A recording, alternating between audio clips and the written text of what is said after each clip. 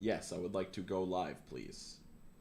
Alright, so we should be live now. Oh, wait, I still got my shit on the fucking Oblivion. Oh, this is nice walking footage. I could almost just sit here and watch somebody slowly walk through Cyrodiil for like, what is this, 3 hours and 47 minutes? That sounds like a good time to me. But instead, we're gonna look at some Am I the Antagonist posts here. Hope everybody that comes in is doing super well. I'll just start off by reading one. What's up, Brie?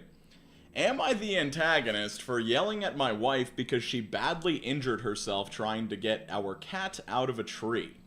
Our cat got out and we discovered him sitting in a tree.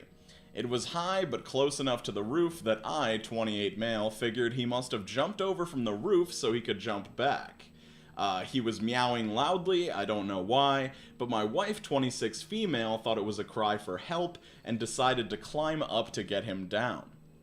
I told her he was fine and would come back down on his own, and if he didn't, we could think of something else, like getting a mattress to break his fall, but she didn't listen to me and tried to climb it. I told her to at least wait until I could borrow a ladder from a neighbor since we didn't have one, but she said if we waited too long, he'd jump and hurt himself. He was being very loud at that stage. I said he's just being dramatic, and if he's not, let's just think of something else because the tree was very high for a human. She tried to climb up from the ground, but it didn't work there, so she went inside and climbed up on the roof from a window, and then climbed from there to the tree. The whole time I was yelling at her what a stupid idea that was because there's no way she'd catch her footing, and there was a serious chance the branch she was on wouldn't be able to support her weight, but she didn't listen to me and fell down when she tried to steady herself on the branch. She had a major cervical fracture, head injury, and other broken bones, and came this close to breaking her neck. She had to get 2 surgeries, and it was extremely anxiety-inducing. 2 weeks later, she's still in the hospital, but on the mend. She started joking about the fall and joked that it was probably because of our black cat's bad luck. At this point, the anger over her recklessness that I hadn't felt because I'd been so worried came to the surface, and I told her it was entirely her own fault. She got defensive and said she couldn't have predicted it, at which point I yelled that I predicted it and told her exactly what would happen 5 times before she went ahead and did it. And then the cat got down on his own before the ambulance got there anyway, just like I said. Then she started crying, and I started crying, and she said I was being horrible, but I said, I can't just not point out how wrong she is for making a very reckless choice that nearly killed her, gave her a very painful and possibly long-term injuries, and made me and her parents think for hours that her life was on the line. I got back and her parents called me to tell me what an ass I was and that she told them not to tell me to come back to the hospital to tell me not to come back to the hospital unless I apologize and never bring it up again. But I need to talk this through with her and let it go. Oh my god, bro. Yo, what's up, Catco? Thank you for the $2 Australian. How's everybody doing, by the way? I just kind of hopped into the story because, yo, Carrie B, thank you for membering up. Happy 32 months. That's like almost 3 years. It's actually insane. Frickin', what was I gonna say? Hello, everybody. I hope you're doing super well. Yeah, this story's super fucked up. I don't know about you guys, but, there's a reason that there's, like, the meme of the fire department having to, like, save a cat from a tree. Like, it seems silly. It seems like a waste of, like, public services, but it's not. Like, it's hard to get into a tree to help a cat that is trapped up there. And he got out on his own at the end of the day. So yeah, it's like, on some level, I feel bad for the girl because she was clearly trying to be a hero. But sometimes you can be a hero to the detriment of yourself and the people around you. And I feel like this is one of those cases. Like, you should probably just listen to safety. You know, safety first. What's up? You're from Norfolk, England. Is that how you guys say it there? That's how we say it here in, the United States. I literally forgot what country I lived in, bro. That's where we're at right now. What is new with your life? Share it with the people. Well, like I said in my little I'm stupid and I can't make videos video, I've been, like, hitting the gym pretty hard and, like, trying to eat a lot better, and I'm having a lot of fun with it. Like, I really have always liked going to the gym. There was just, like, certain self-consciousness that kind of stopped me from going. You know, bigger guy at the gym. You feel like everybody's looking even though they're not. Now people do look at me, but it's just because I'm making, like, insane faces while doing lifts and stuff. And also I started playing basketball again, which I absolutely fucking love basketball, and I was just, like, too out of shape to play. Like, I would like run around for a little bit, like shoot some hoops, and then I would get like all dizzy and like not want to continue. So that kind of like, I don't know, just like my lack of health or whatever sort of took that fun thing that I enjoy so much away from me. So I'm trying to reclaim that at this moment, and I've been hooping it up most days. But I don't know if everybody heard the this Am I the Asshole cat falling out of trees story. Oh, the crop is kind of weird. Let me just adjust this crop a little bit. Yo, h0le Redfern. h0le. Yo, what's up, h0le? h0le Redfern. That's a fucking sick name. If that's your real name, like, good on your ancestors, I guess. Thank you for the $2, and I'm happy you're here as well. I thought I would go to the gym more, but instead I got a new job that got me running and sweating. I've lost 2 pounds a week just from the new job. Yo, like, active jobs are actually pretty fucking sick. You look great, Q. I'm glad you're doing healthy things. Yo, thank you, Carrie B. That's mad generous of you, and a very sweet compliment. So, a TLDR on this first AITA story. This guy's cat was out on a tree, and the wife wanted to go save it, even though the guy was like, he'll probably come down on his own, and she ended up getting a massive injury, which was like exactly what the guy was worried about, and he told her not to do this. And yeah, I don't think the guy's an asshole. Like, I don't really understand that everyone sucks here. I understand, like, in terms of feelings, yes, like, your girlfriend's the one that got injured, and you're kind of shitting on her now because she got injured. But at the same time, it's like, sometimes we're responsible for more than, like, just ourselves. Like, she's responsible for taking care of herself, aka not taking this massive risk to try and save the cat from the tree.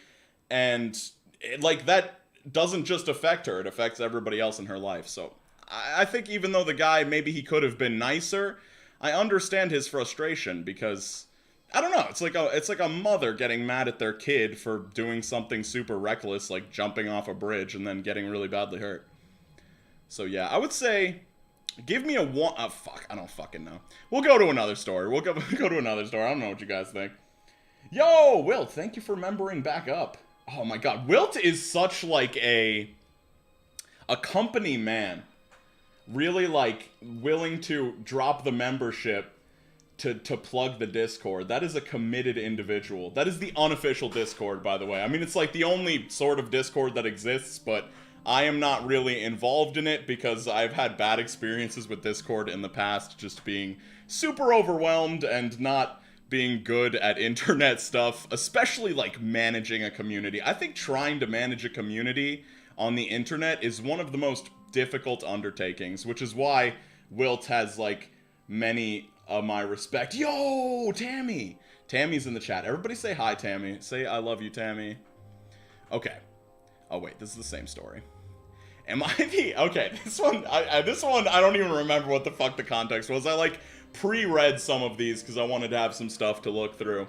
But this one says, am I the asshole for telling my brother I'm more important than him? It sounds really fucking bad from the start. From the start, it sounds pretty bad, me laddie. I'm 5 months pregnant. The dad, James, is my brother's friend. Since the pregnancy has been rough, I moved in with James because he offered to help me. So I guess this person is not dating James. He's just the father of this child that's in her belly. Usually his friends all come to his hangout, come to his to... I fucking hate British people, bro. Can I just say this? Can I just be, like, xenophobic against British people real quick? When people... To his house. Give me a fucking noun there, dude. His car? His auto mechanic shop? His cave? Like, I don't know what his is. Tell me it's his house, or tell me it's his apartment, you know? Anyway, British hate aside, I love you British people out there. Don't get upset. Usually, his friends all come to his to hang out and play pool. They came over a few days ago and decided they wanted to go out to eat. I still have really bad nausea because she's pregnant, so I can't eat most things, so James asked me what I wanted to eat. I picked a place, but my brother started complaining and asking James why he had asked me when the rest of them just wanted to go get pizza instead. Nobody else said anything, but I was upset by the tone my brother was using, so I told him he asked me because I was more important than him. We ended up arguing, which James and the rest of their friends just found funny. Now my brother is mad at me for humiliating him in front of his friends and for being immature. Am I the asshole? My biggest issue with this story is this sounds like something that would happen between, like, I don't know, 13, 14-year-olds? Like, how is somebody in this situation having a baby? They're, like, arguing, they're, like fights are breaking out, and people are laughing. This whole thing just sounds like a huge mess. I'm gonna go ahead and say everyone sucks, because just reading this story causes me physical pain. What do people have to say? Oh, everybody sucks here. None of you sound mature or old enough to be in relationships or having babies. True. Absolutely true.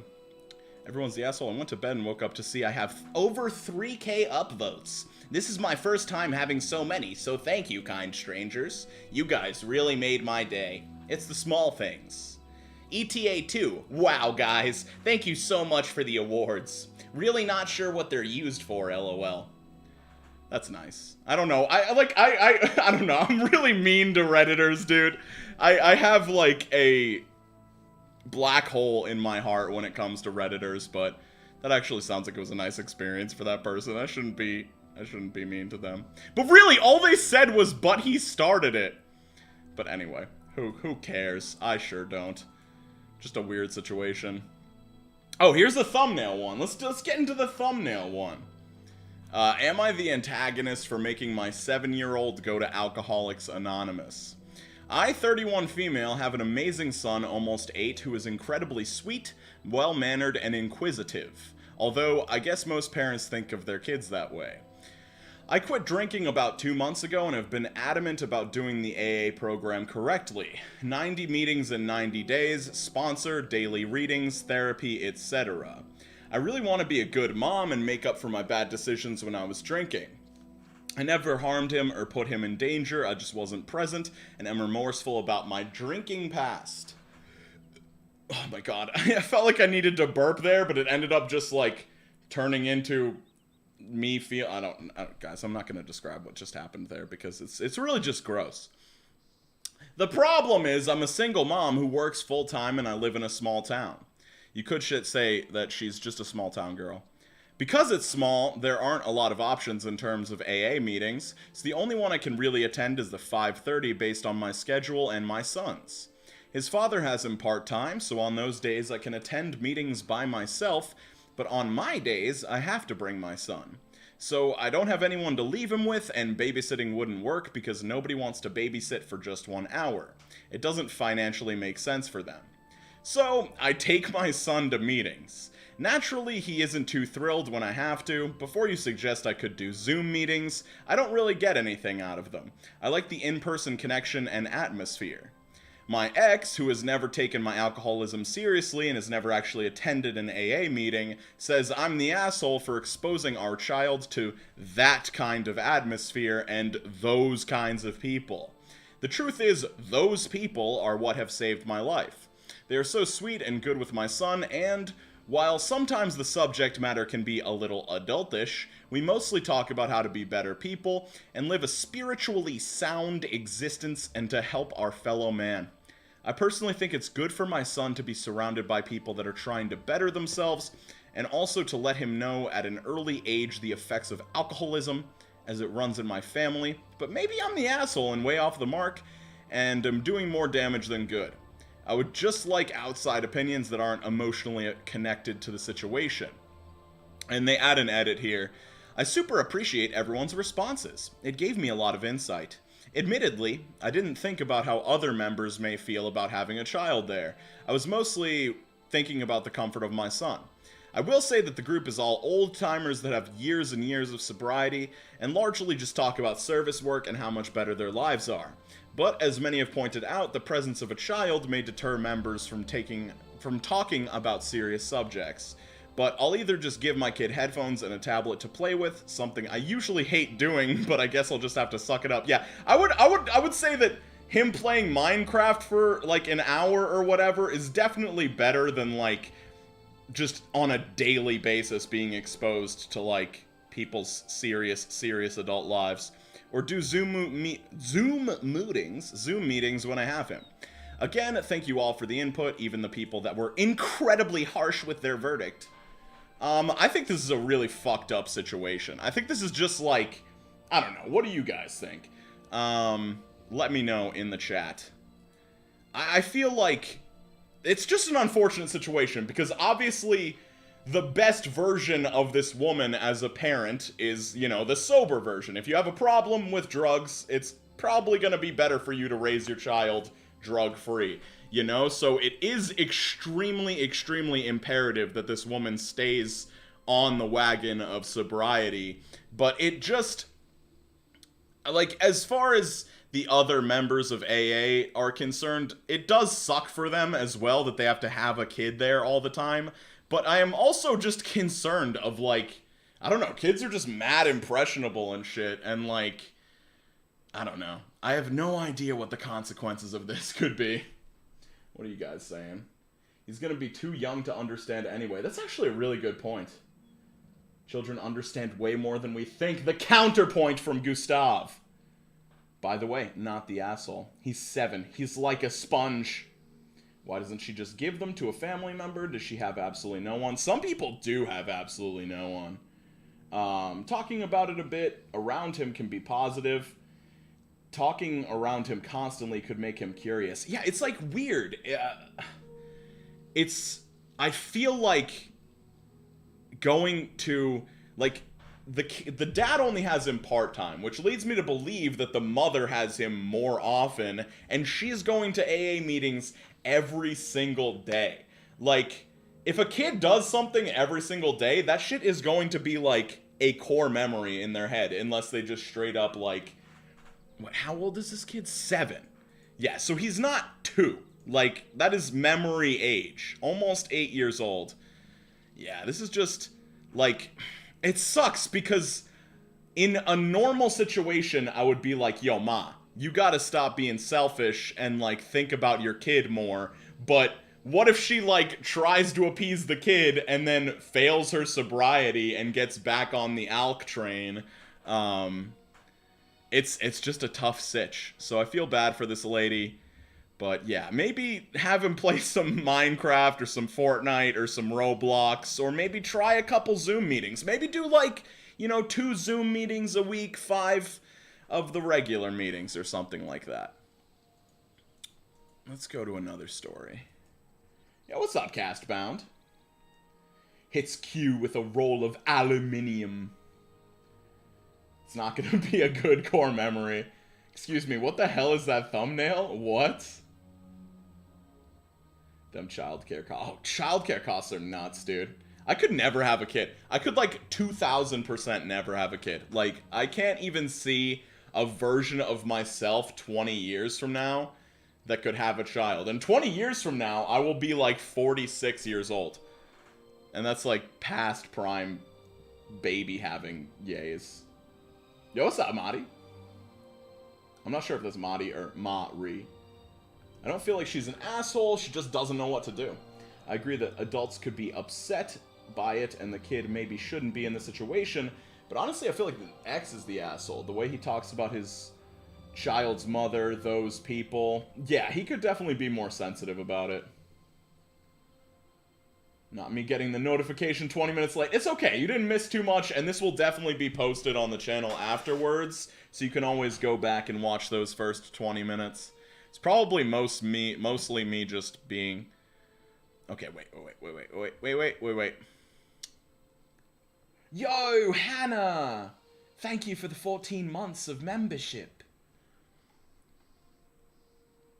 I love talking in a British accent, you guys. I've missed live streaming because I don't, like, in my regular life, like, being a normal person, like, I'm not, like, walking into the gym being like, hello, chum, like, but here, man, this is my safe space for my British accent, so. Hannah, thank you very much, by the way. Your support has been incredible. Am I the antagonist slash asshole because I don't want to take in his mother and kids?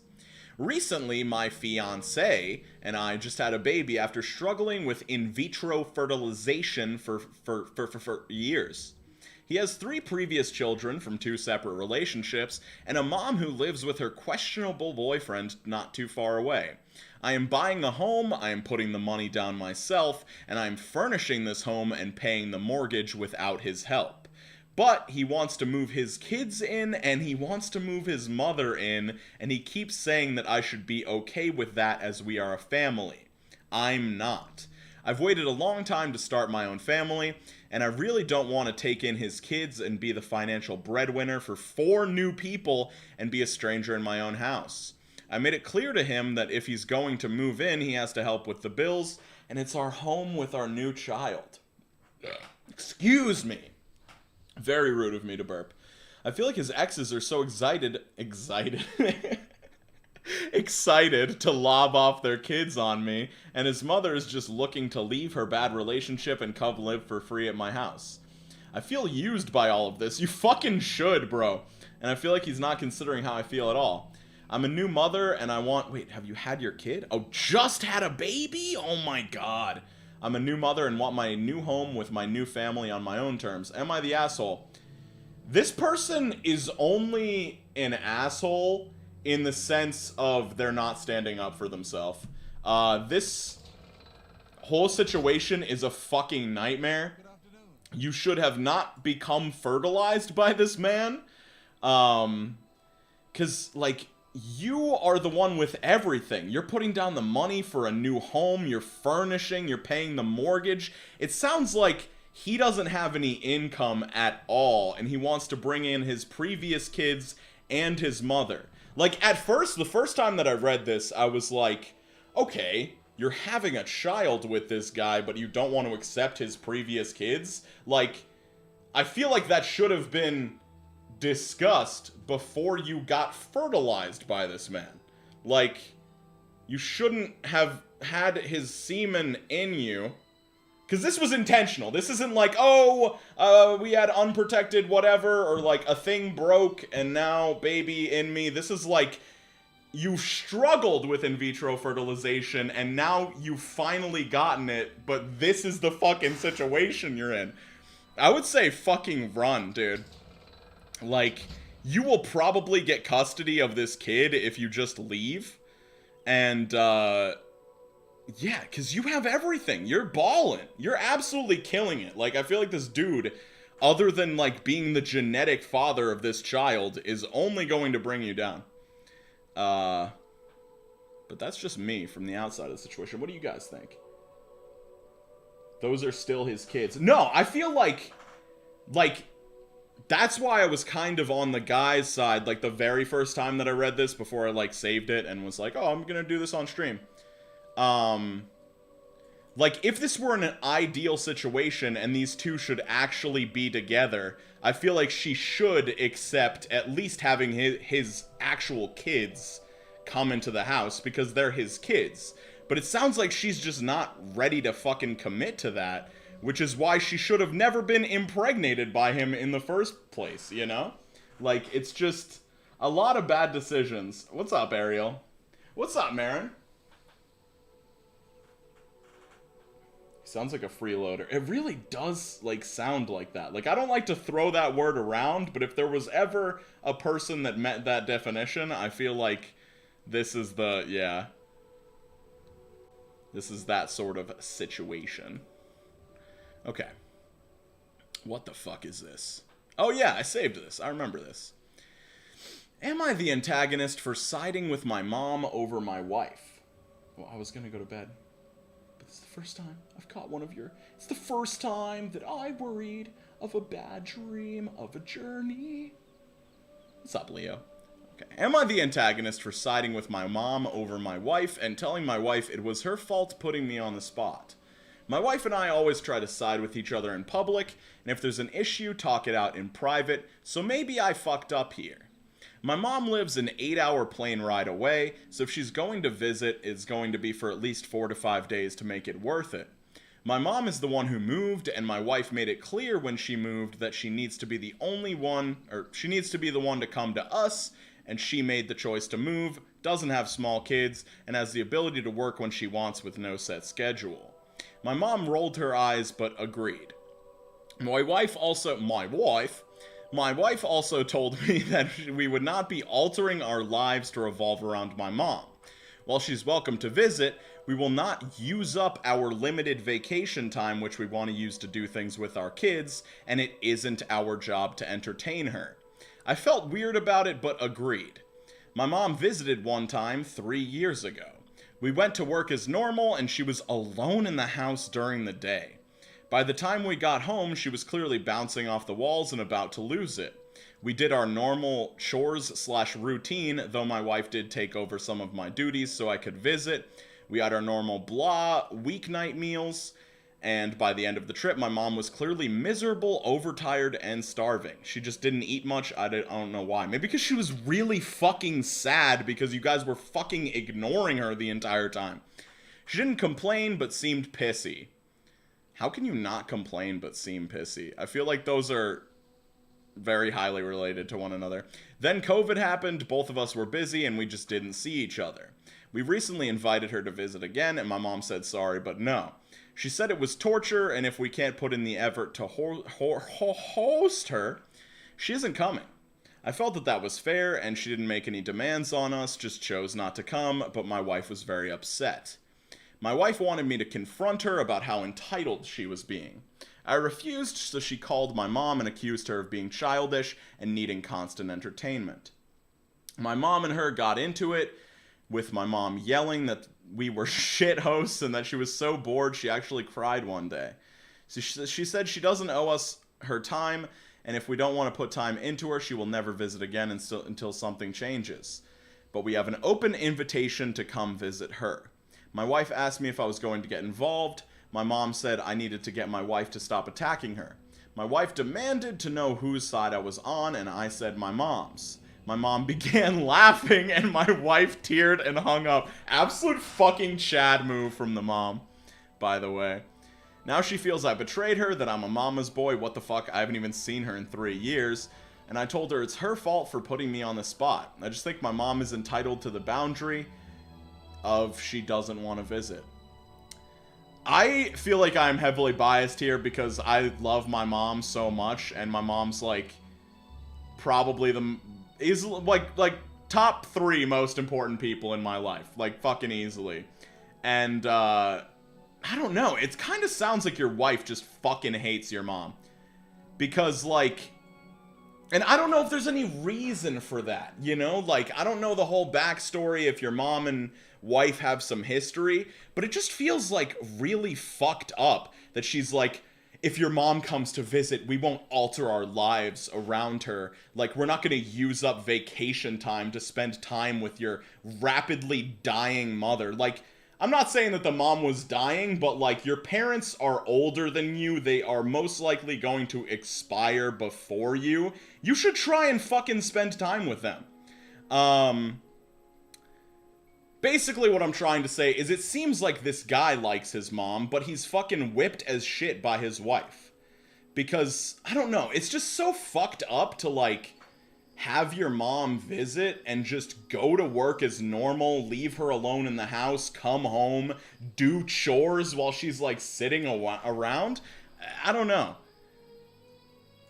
Maybe the mother's a nightmare, maybe he is a mama's boy, but I don't know. The wife from this like amount of context just seems like slightly more of a nightmare. Seems like she has something against the mom.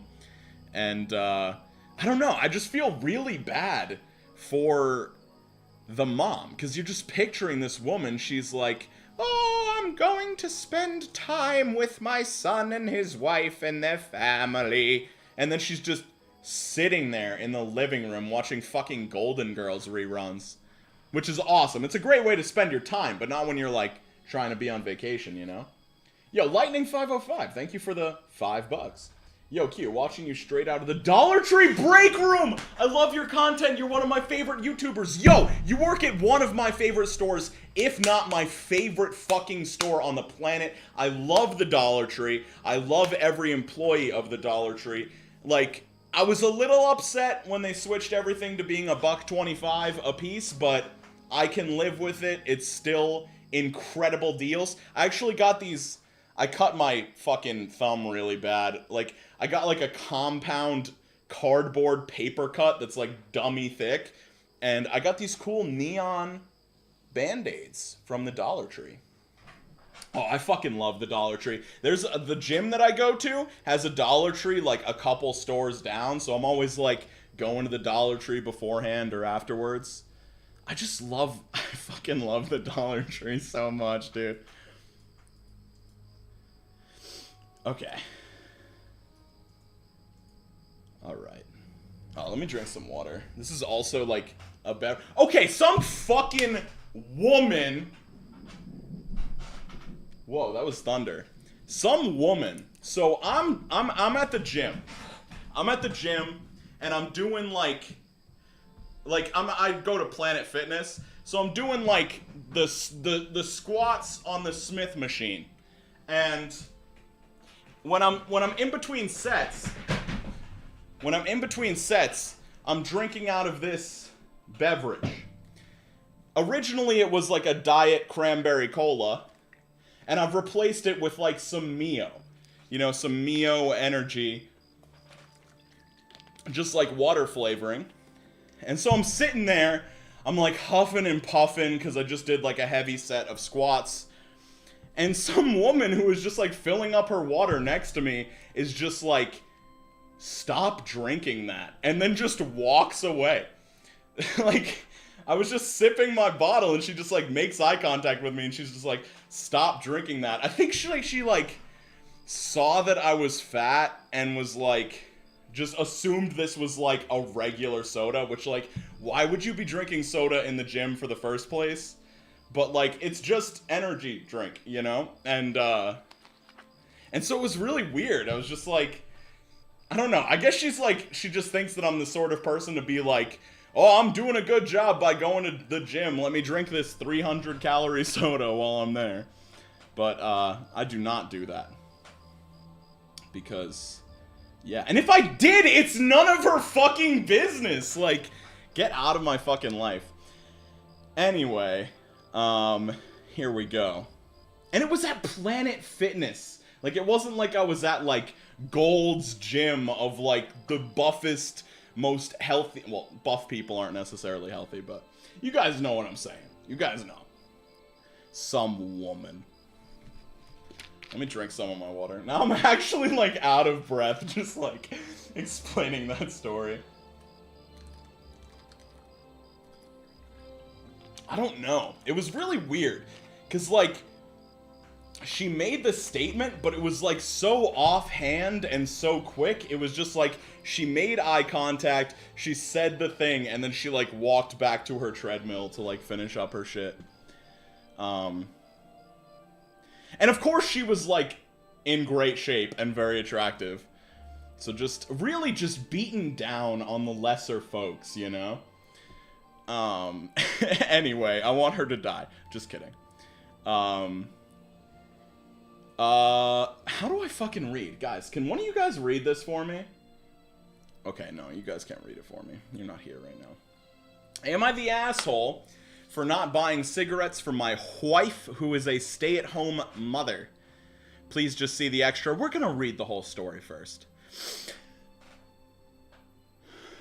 Me, F, and my wife, Jessie, F, had our daughter 2 years ago. Jessie is a smoker. She doesn't smoke a lot, but she consumes like 2 to 3 a day. She wanted to be the one who got pregnant, and I told her that she couldn't smoke at any point in the pregnancy. Yeah, pretty smart. And only after our baby stopped breastfeeding, she could start consuming again. She agreed. I'm against smoking, I don't smoke, but it doesn't bother me that other people smoke, and to my delight, Jessie was never a person who smelled like cigarettes despite being a smoker. Yeah, if you only smoke like a couple butts a day and you're going outside for it, probably won't smell that bad. But you might smell really bad, I don't know. The reason that I'm against it is that my father died of lung cancer, and guess what? He smoked. So that makes sense that you're against him. When our daughter was born, I managed to stay home for 1 year and 3 months because it hit in the pandemic and the home office, so we could both take care of it. Jessie also took advantage of the home office, same company, I'm in a higher position, and when our company asked for employees to come back from the home office, we decided that we didn't want to put her in childcare yet, and we decided together that I would come back and she would quit to stay at home all the time. Currently, we have a fair division of tasks at home. When I get home from work, I take care of our daughter so she can rest, and 2 days a week, part-time, I work at home so as to not overload. I know she says she stays overwhelmed, but I try to help. Recently, our daughter weaned, and Jessie came to talk to me that she wanted to finally start smoking again, and I said that I wouldn't pay for them, but I pay for everything. I even proposed to rearrange my schedule in case she wanted to do some freelance work. She's also a designer, but I wouldn't give her the money. The cigarettes are my limit. She was annoyed, saying that we agreed on her being a stay-at-home mom and that I would provide financially for the family, including her expenses, and I'm going behind our agreement. I never paid/would pay for a cigarette of hers, and she has known this for years. She's still mad at me, saying that I'm using being the breadwinner to not let her smoke and forcing her to look another way to earn money to buy something she wants. I don't know if I'm wrong, but cigarettes are a bad choice and a bad addiction. I don't feel comfortable paying for it, given my family history. Am I the antagonist? Okay, so this person got attacked by Reddit. They say, calm down, people. I disappeared because I had to solve other things and I have a daughter. Didn't expect this to explode. Extra. I always made it very clear that I would never pay for a cigarette. When we made the decision for her to be a stay-at-home mom, I told her that it wouldn't feel right paying for her cigarettes, and she reassured me that it was something I wouldn't have to worry about. Okay, that's an interesting detail. I couldn't put it in the post, but she does freelance to make some purchases that she wants. There are months when we are tighter and we can't do some shopping, so she does freelancing. It's rare, but it happens, and on those days, our daughter stays with me, even if it's at my service. I never limited any of her purchases ever, if not because of tight money. For more extravagant purchases of hers that I can't afford, she freelances and buys, so I suggested that she do 1 month that covers her entire, a month, so her one freelance job for her would cover all of her cigarettes for a month, and I would help by staying with our daughter for that day. She is not entirely financially dependent on me. When she wants to buy something that I can't afford with our, oops, my mistake, money, she makes a design request. This is fucking weird, guys. Like, I feel like there are just a couple fucked up things here. Like,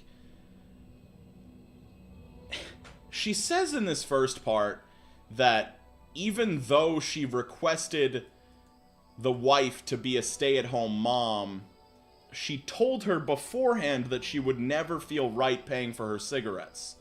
So the stay-at-home mom should have known that. Like, I don't know. I feel this from both sides, because I'm technically still a smoker. I haven't, like, fully quit yet. And I had an ex who did not want me to smoke cigarettes.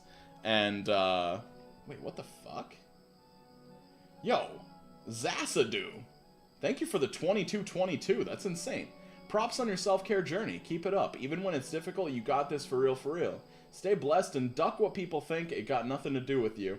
Much love always, man. Keep pushing through. I absolutely will, dude. Like, I'm definitely having a great time with this self-care journey. Like, it sucks that that my content kind of dropped off at the beginning, but I feel like I'm starting to feel those, like, life improvements from the self-care stuff, so hopefully things will start getting banging. I mean, I put out a video yesterday, doing this live stream today. It's feeling pretty good. Zasdu, thank you so much for the 2222. That's honestly insane. Mad generous of you. But like I said, I smoke. I've had partners that were against smoking. And I do understand, like, this thing of, I don't have a problem with you smoking, but I don't want to buy it for you. Because it's like, if you're buying it for them, you are, like, signing off on them doing something that's going to harm them. You know, it's tough. And I do think that even, like, I'm not trying to say that being a stay-at-home parent is not a difficult job, but if one job of freelance work, depending on how much that entails, because obviously one job can take 2 hours or it can take 200 hours, if one job can cover your cigarettes for the month, I feel like you should be able to work that in, but I don't know. This feels like it's going to, like, continue to be a problem for them. I do find it odd that she's been quit for likely over a year and wants to start again when she has a baby. I also think, I kind of agree with that. I feel like the OP here probably thought that her wife was just going to quit from stopping for that long. I think that she was hoping that, like, okay, you give her this light at the end of the tunnel of she can smoke once she has the baby and she's done breastfeeding. But at that point, like, you have a child now, you're probably more concerned with your health. You've gone so long without smoking a cigarette, like, why not just keep that momentum going? So I think that OP just thought that this was going to continue. So I think, like, while maybe the expectations of the stay-at-home mom were, like, kind of messed with, I do think that the stay-at-home mom is more in the wrong.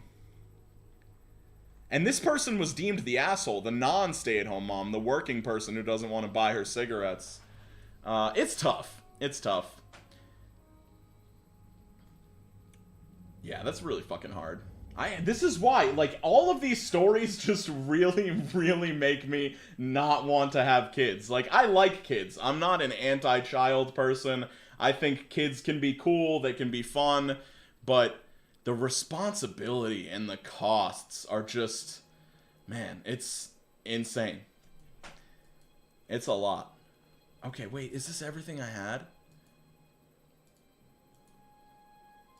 Okay, that is everything that I had. But we're gonna go back to...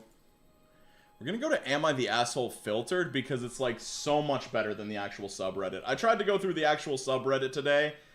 It was just all people that were not assholes. And so it's just so boring to, like, read people just looking for approval from Reddit. No one should be forced to buy a drug for someone if they don't agree with it. I agree. I think a good compromise would be OP paying for a healthy cigarette alternatives to wean her wife off of her addiction. But that's, like, I do feel like that could be a decent compromise, but... yeah, just as a smoker, I feel like I get both sides of it, where... like, after a year and a half, yeah, you should probably just be like, bro, I'm not gonna smoke cigarettes anymore. I've made it this far. Why would I go back? But sometimes you can, like, stick with something like that for that long because you know that there's a light at the end of the tunnel. I don't know. Let's see if we can find a good story. Am I the asshole for giving my mother-in-law's husband a juice box?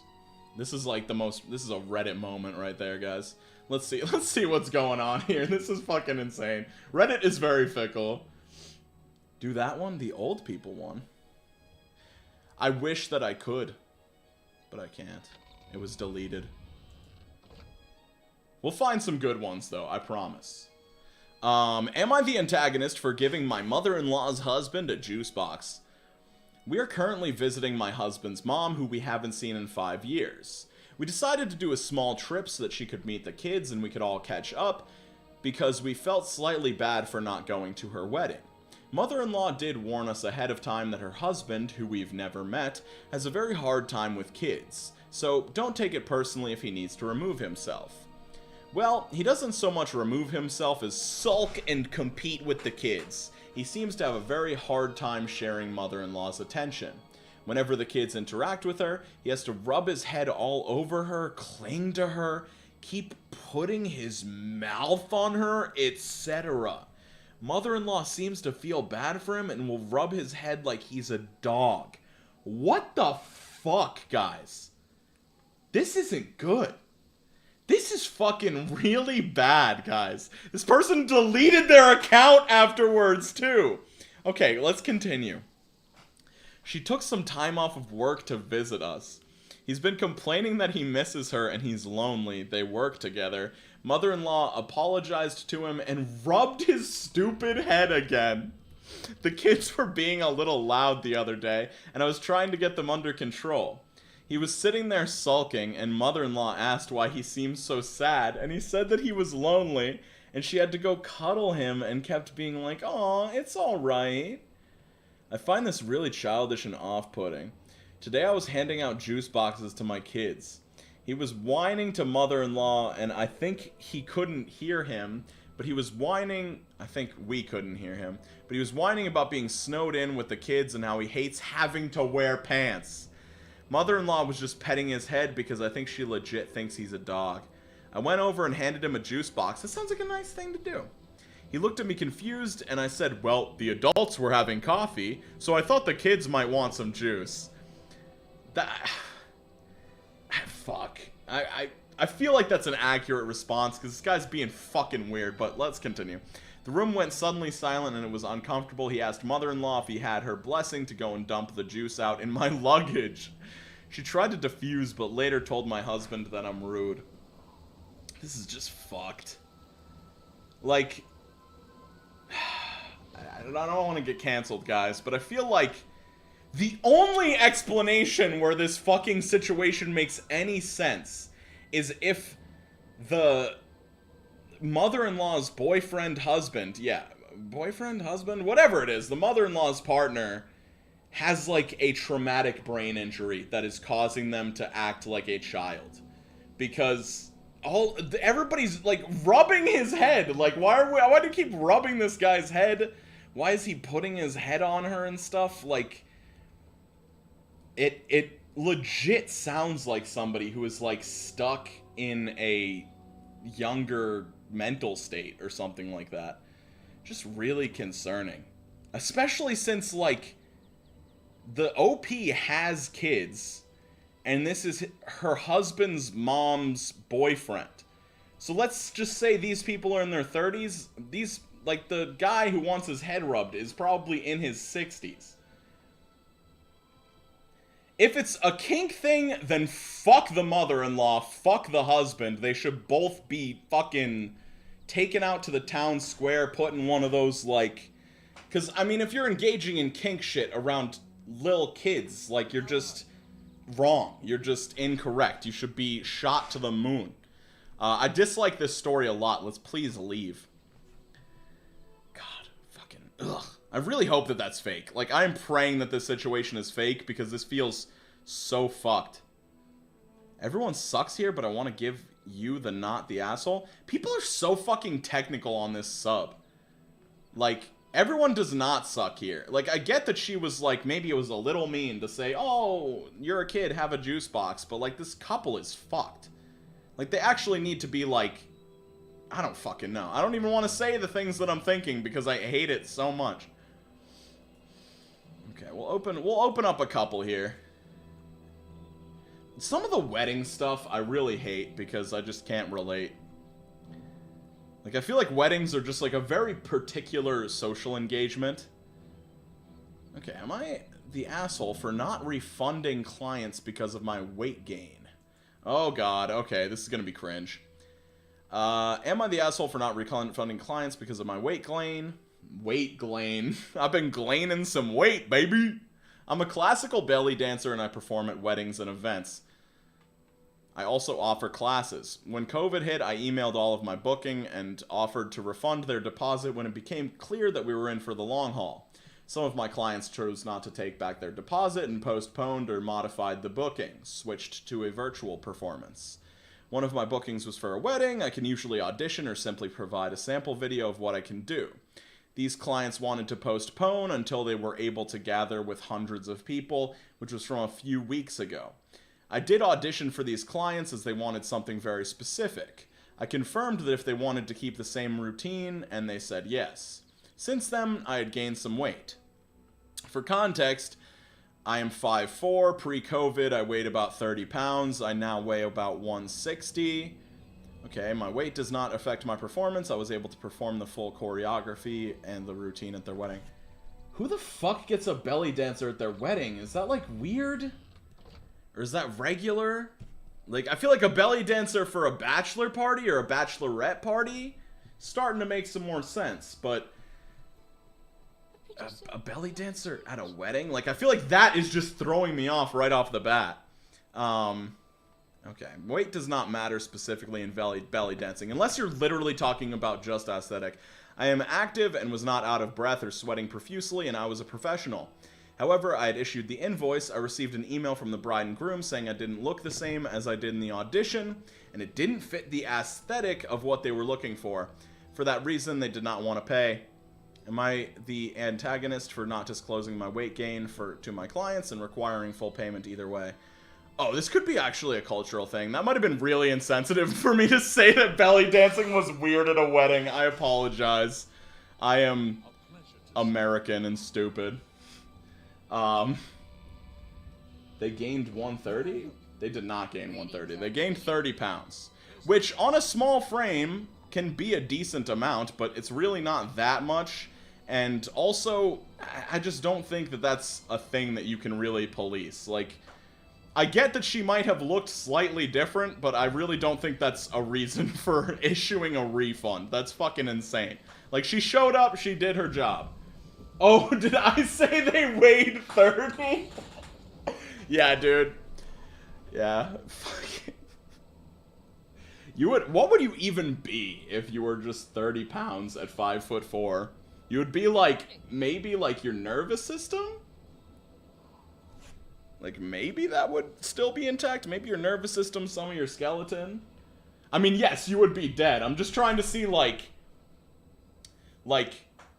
what would still be around? Like, if you just took 30 pounds of human.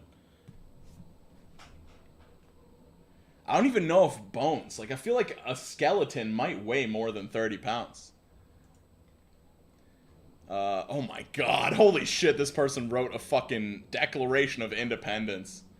Maybe we'll save that one for later.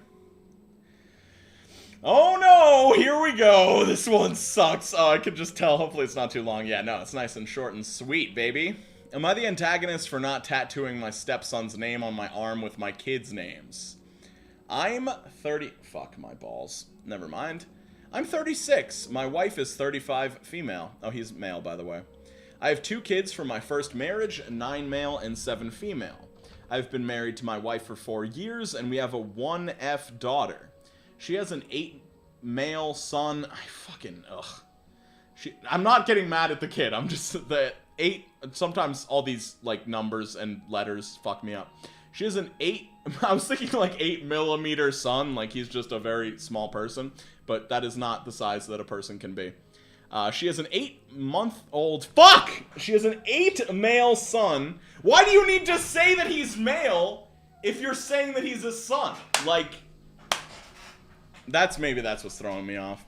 She has an 8 male son from her first marriage. The kids all live with us. My kid's mother has visitations 1 weekend a month, and her son's dad isn't involved at all. That's mad sad. Anyways, I have the names of my oldest 2 kids tattooed on my arm. I just recently added the name of my youngest daughter. No, you can't do that. My wife and I were talking about the tattoo. She asked if I'll tattoo my stepson's name in the same round as our daughter's. I told her I have no intention of tattooing his name.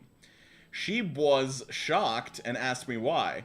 I said I only have the names of my children tattooed. She said I'm excluding her son and he is part of the family too. I refused to tattoo his name and proceeded to only tattoo my daughter's name. Wife called me all sorts of things. Yeah, that's because you're a fucking piece of shit, my guy. I'm sorry, but like, if you're fucking married to this woman, like, do people forget that marriage is supposed to be for life? Like, you literally have known this child for half of his life. You've been married to... Wait, you guys were most likely dating for a certain amount of time before you got married. So you've known this kid for more than half of his life, and you're like, bro, that's not my fucking kid. He's just the child of the person I am going to be married to for the rest of my life. Like, what the fuck are people doing, man? What a fucking idiot. Oh, man. Sometimes I want to, like, investigate these people's profiles. I think I'm going to do that right now.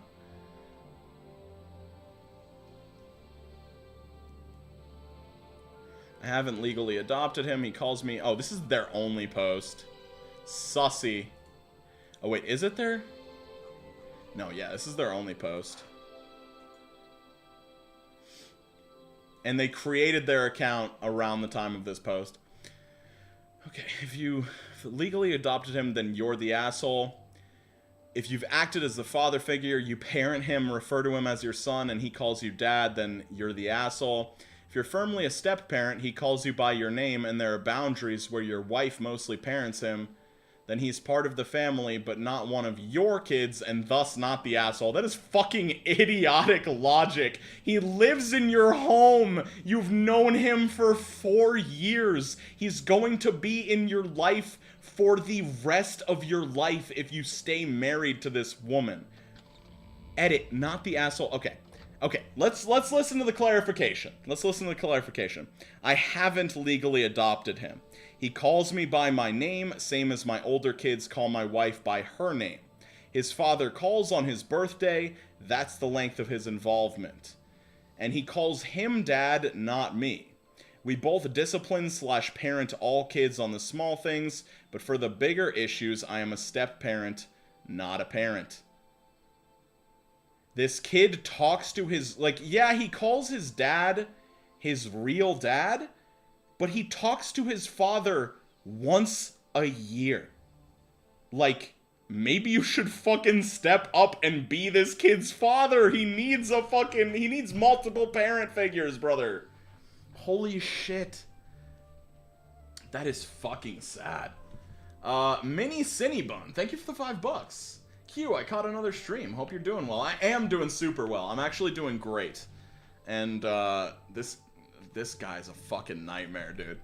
How could anybody even upvote his fucking replies? That is so stupid. I hate you. I hate you. Ugh. God, people be fucked up. Just, like, honestly, guys, just, like, feel good about yourselves. Everybody feel good about yourselves, because you would never fucking do something like that.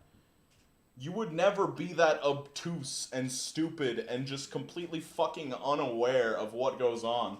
Holy balls. The guy's stepson will become a dream stand because of him. Shots fired. Yeah, dude, quick tip. Don't marry someone who's unable and unwilling to love your children. 4 years of an 8-year-old's life, dude. At least they've been married for 5 years. Holy balls, dude. Like, Jesus is nuts. Sorry, that's offensive. Okay.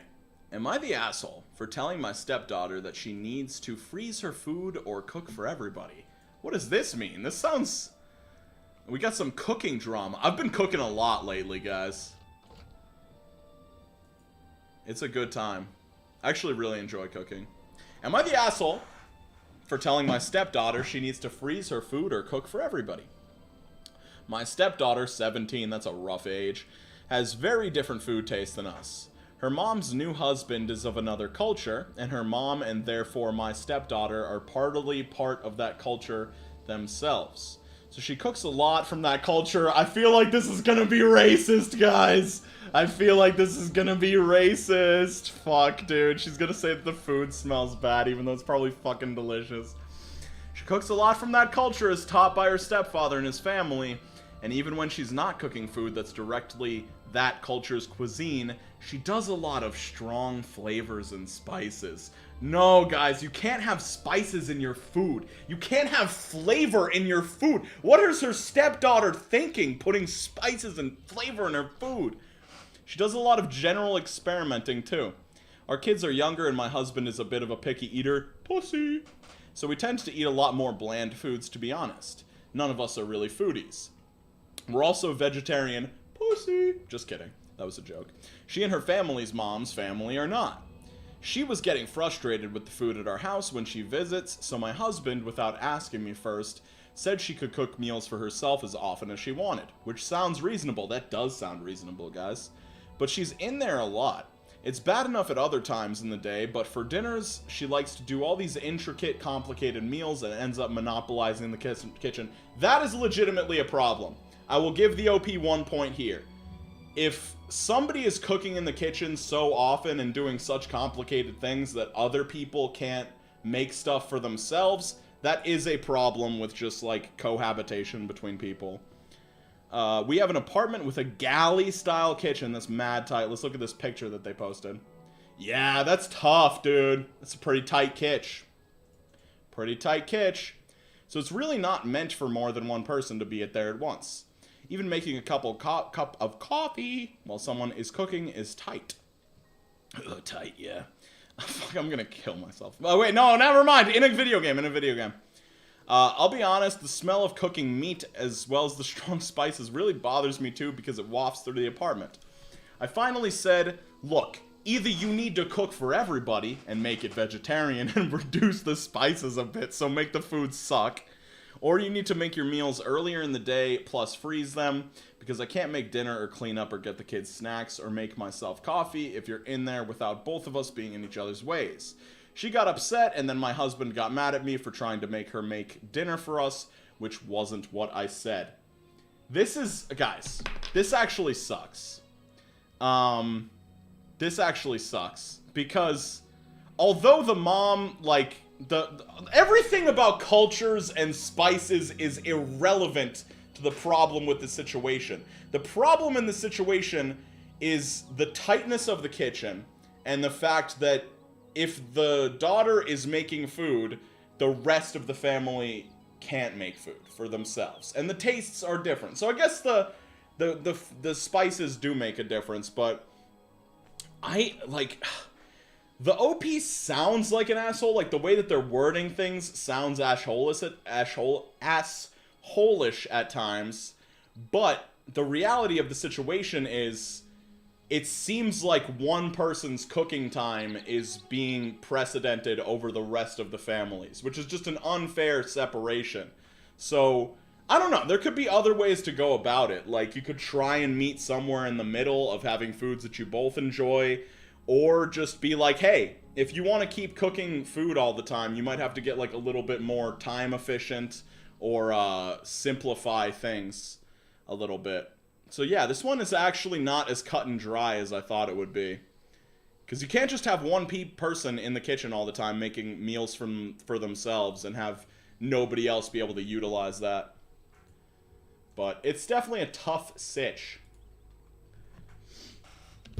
Ugh. Am I the asshole for not wanting to get my girlfriend an expensive engagement ring? No! Engagement rings are stupid! They're dumb. I hate them. Just kidding. I'm just cheap as fuck, bro. Listen. I'm gonna start dating dudes.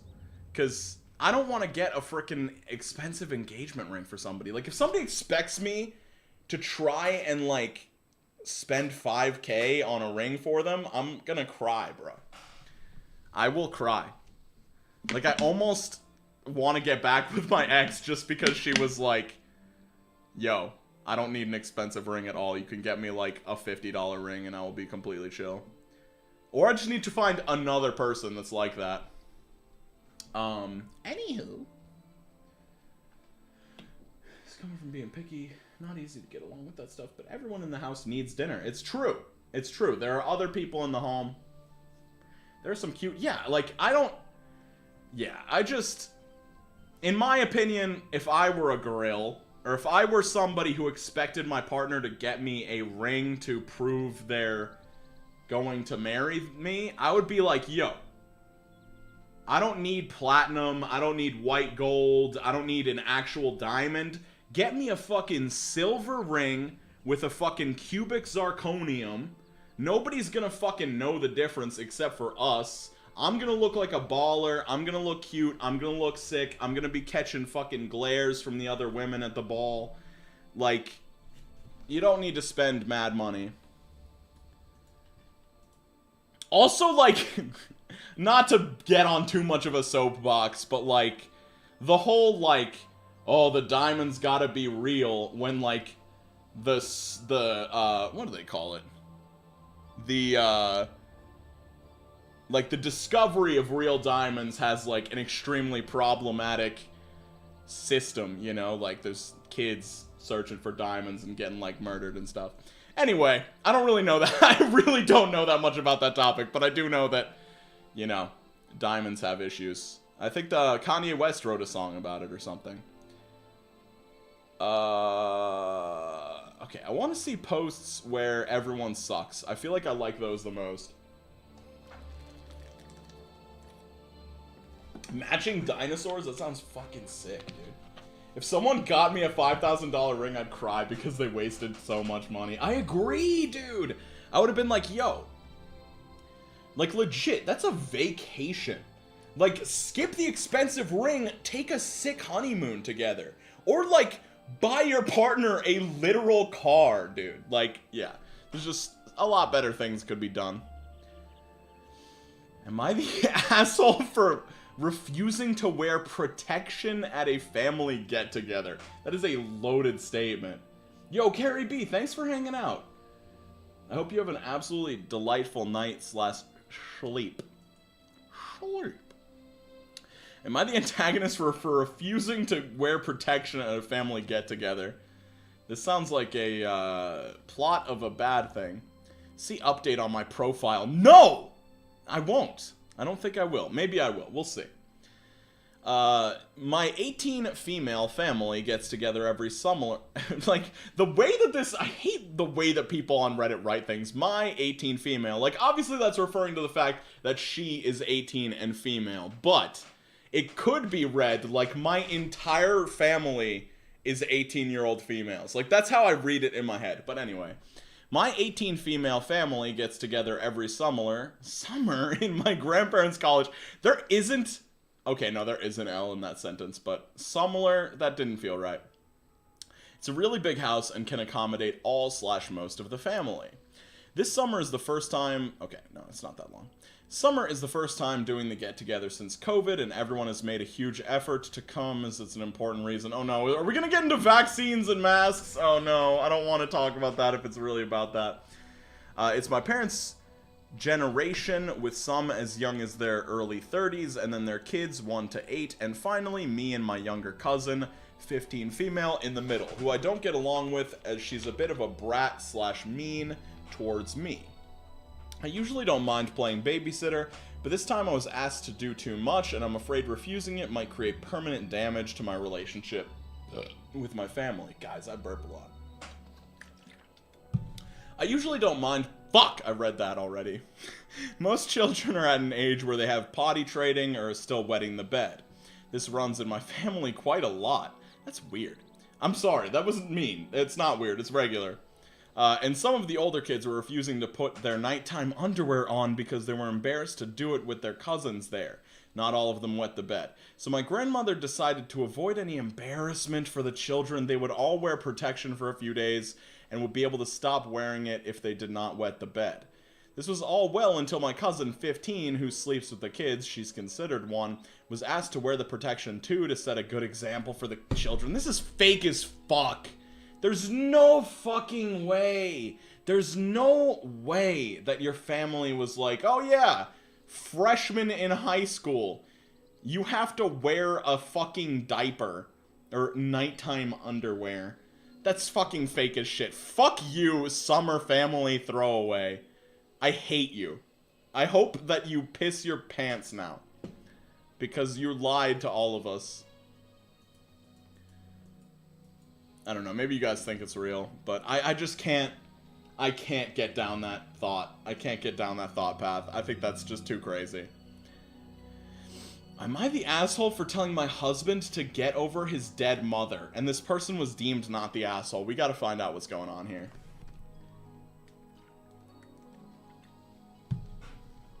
I know the title sounds horrible, but please listen to my side. People do this on Am I the Antagonist or Am I the Fucking Asshole all the time, where they're like, I know the title sounds bad, but actually my husband murdered my entire family, and that's why when I was talking to him through the glass at the prison, I told him that he should get over his dead mother, because he killed our family. Okay, here we go. I know the title sounds horrible, but please listen to my side. I'm female 32, married for 4 years. What the fuck? Oh my god, dude, I got fucking so freaked out. The fucking Oblivion, like, walk around thing, I thought it was just ambient music and sounds, but apparently you talk to people. Balls in your jaws. What the fuck am I looking for? Oh yeah, boyfriend needs to get over the dead mother. Last June, about 11 months ago, Anthony's mother passed away in a car accident. It's been 11 months! It was totally unexpected. He was super close to her and it hit him hard. He developed a really bad depression. I tried my best to stay strong for him and offer comfort whenever he needed it, but it is so hard being his emotional crutch. Andy stayed at home all day, quit his job, and barely paid attention to me. I had to pay all the bills. Soon I realized that our relationship was dying. Intimacy was long gone and Andy rarely talked to me. I begged him to go to a therapist. I tried all the ways to help him. He refused all of them. It broke my heart to see the man I love fall to pieces. Yesterday, Andy and I had an argument. I came home from a really bad day at work and found him surrounded by rubbish on the couch. I tiredly asked him to please clean it up, but he refused. Something just snapped in me. I yelled, I think it's time you need to get over your mom. Anthony looked at me like I was crazy and said, how could you say such a thing? My mother is not like some shit ex. It's my mother and now she's dead. I apologized, but I told him to look at himself, no job, depressed, throwing away his life and his relationship with his wife. He said, it's already so hard, don't make it harder. I don't need you scolding me at the hardest point of my life. I tried to get my point across, but he got abruptly mad, calling me a fucking bitch, based, and then left. I'll admit, what I said was horrible. It was unfair to him, but I don't know what to do anymore. I feel burnt out and desperately need someone too, just like him. I feel alone every minute of the day. Am I the asshole? Fuck, this just sucks, guys. This is just like a depression bomb. People should stop getting married to each other. That's my take. That is legitimately my take, bro. Ugh. Because in all of these situations, I feel like my take is just like, maybe you should just break up with the guy and let him, like, figure his stuff out or, like, spend some time apart or whatever. Because, like, yeah, is he coping with it in a bad way? Yes. But his mom also died 11 months ago in a fucking car accident, and he was super close to her. Like, I don't know. Guys, like I mentioned earlier, I really love my mom, and if she died, I don't know what I would do. I actually do not know. I might actually just completely fall off the grid and never do another thing a single day in my life.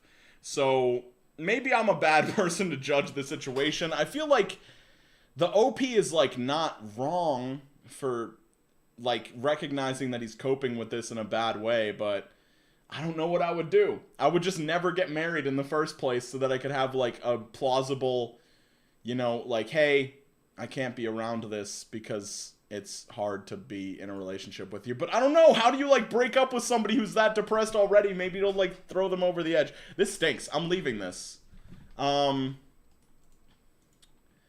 Let's do something not that. Eye bleach. Let's just look at something nice. I just need a second, you guys. I don't want to think about that post anymore.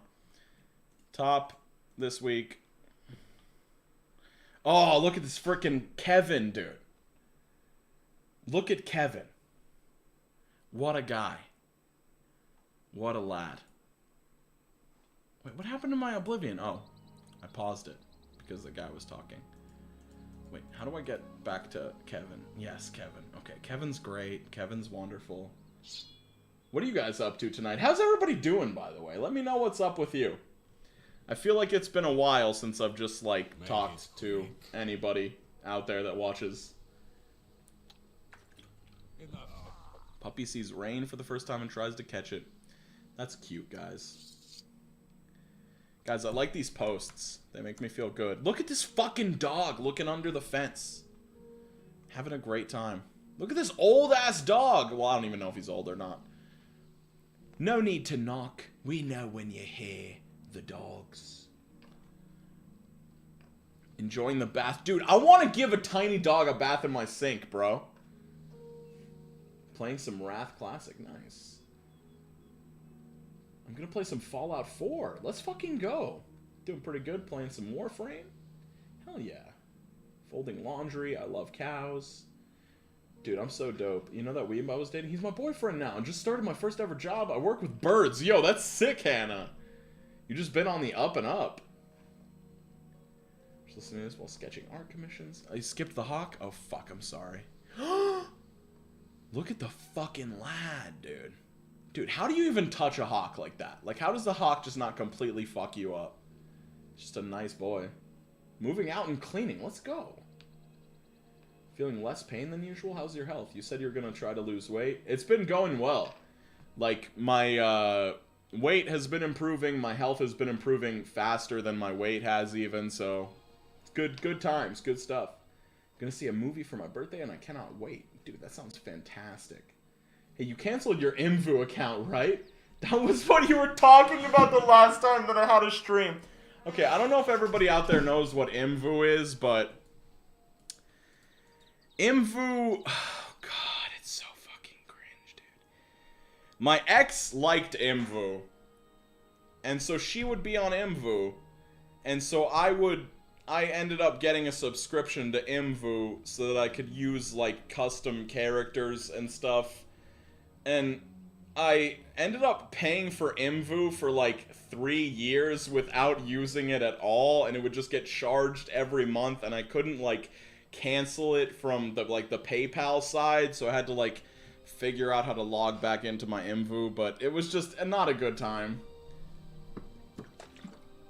IMVU. Ooh, that's mad smart, Mikey X. You're high IQ. I shouldn't have been using. I feel like it's mostly for young people, Imvu, or maybe, or at least it was at the time when it like came out. Alright, let's see if this husband is a bad father. This shit is so serious, man. Dude, my chair is so squeaky, you guys. You cannot even comprehend the squeakiness of this chair. Wait, I just need to check something real quick. 1 secundo. 1 secundo. This stream contains paid promotion like a product placement, sponsorship, or endorsement. It sure doesn't. Guys, I will not lie to you. I've been checking my business email like every single freaking day. And, yeah, I have not had a single company reach out to me in like months. I feel so stupid for all the times I was like, yeah, maybe I don't want to work with this company. But I also feel good because there were a lot of companies that like were kind of sketch and I didn't work with, and I'm glad I did not work with them. Like, there was this one energy drink company that I was thinking about working with, who will remain nameless because there are people that I like that work with the energy drink company.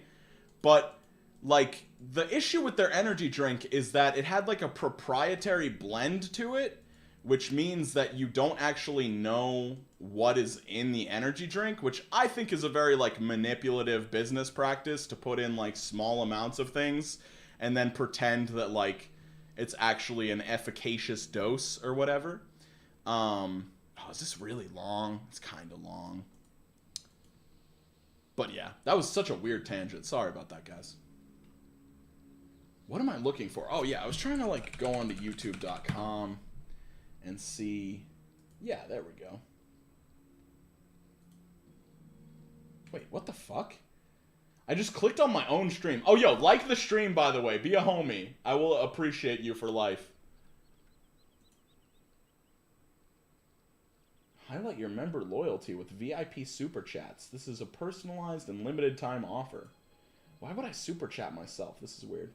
Free member milestone chat. Ooh. Poggy Woggy. Let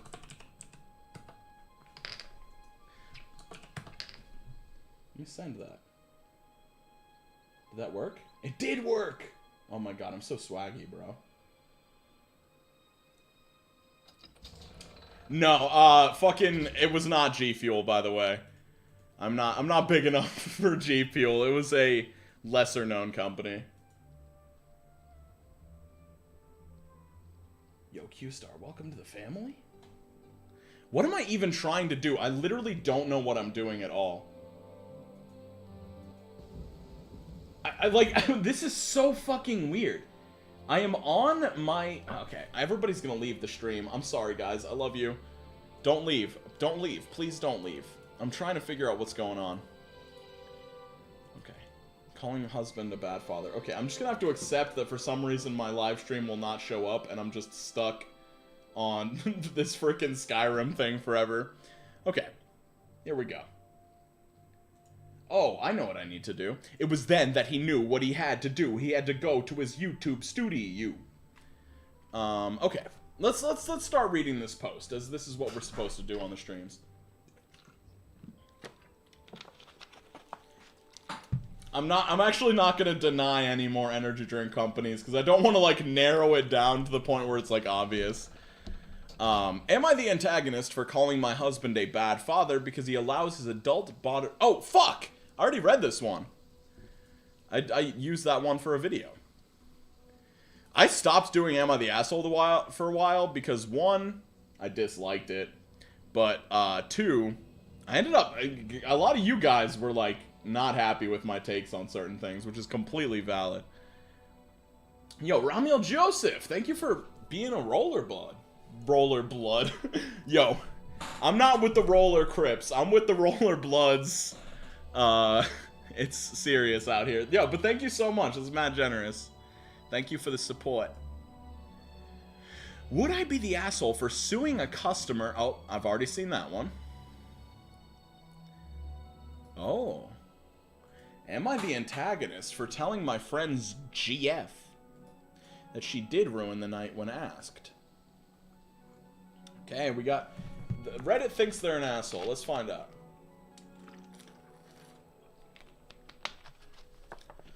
Am I the asshole for telling my friend's GF that she did ruin the night when asked?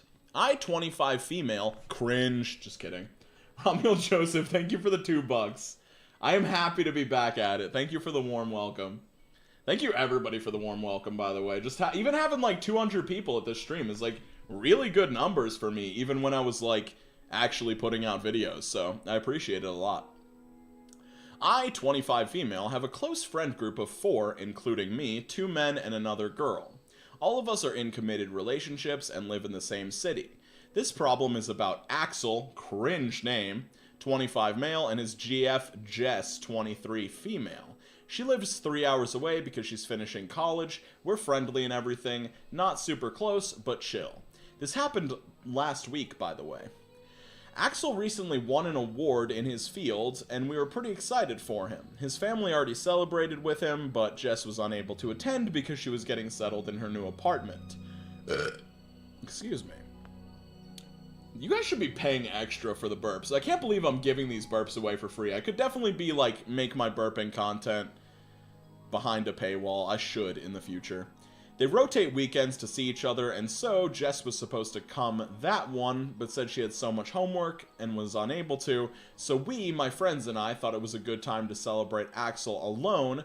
I'll admit we did do it because Jess wasn't coming. What does that mean? We rarely go out alone anymore because we're busy on weekdays and then he's busy on weekends, but we wanted to have something without partners, like the old times, so we went ahead... Excuse me, I'm like the worst. Hannah, you triggered me to burp by saying burp fee. Thank you for the $2. Fuck. Oh my god. We wanted to have something without partners like the old times, so we went ahead and decorated one of the guys' apartments, bought food, drinks, and a cake. Axel thought this was a normal hangout, but was so happy and excited when he realized it was for him. We began early, like 6 to 7 p.m., because we all had to see our families the next day. We weren't planning on getting drunk. Whew. But we had a couple of drinks. Whoo! Scary. Alcohol. Around 8 to 8:30. Jess calls Axel and tells him she was able to come and she's at his apartment, but he's not there. He tells her she's with us, friend's apartment, celebrating him, and we can hear her say, "Cool, I'm on my way," and then hangs up. We all get quiet because we all know it was supposed to be a no partner thing, and we were only planning on staying around 9 to 9:30, and with Jess here, we would have to stay a little bit more so she wouldn't think to cut it short because of her. Nobody said anything to Axel, but he knew. When Jess arrived, we kept socializing, and the other girl did leave at 9:30 because she had to do baby night routine with her husband. I was at the kitchen watching some dishes when Jess comes to me and jokingly says that she feels like she ruined the mood, and I don't say anything. 5 minutes later, she says, "Be honest, did I ruin the mood?" And I just said, "Well, you kind of did. You're the only partner here, and we wanted to have some fun time with him, but no biggie." She looked offended, and like she hoped I'd say no. But anyway, we all leave, and Axel texted us the next morning to say that she went to stay with her parents because we made her feel unwelcome.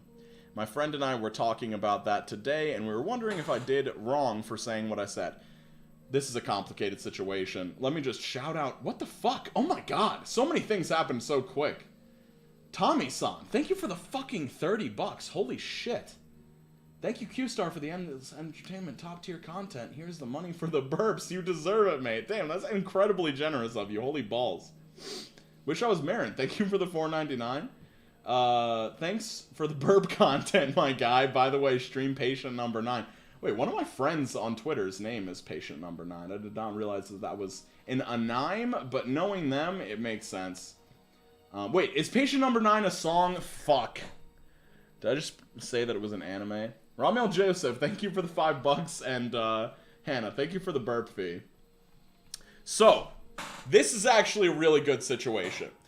Here's the deal.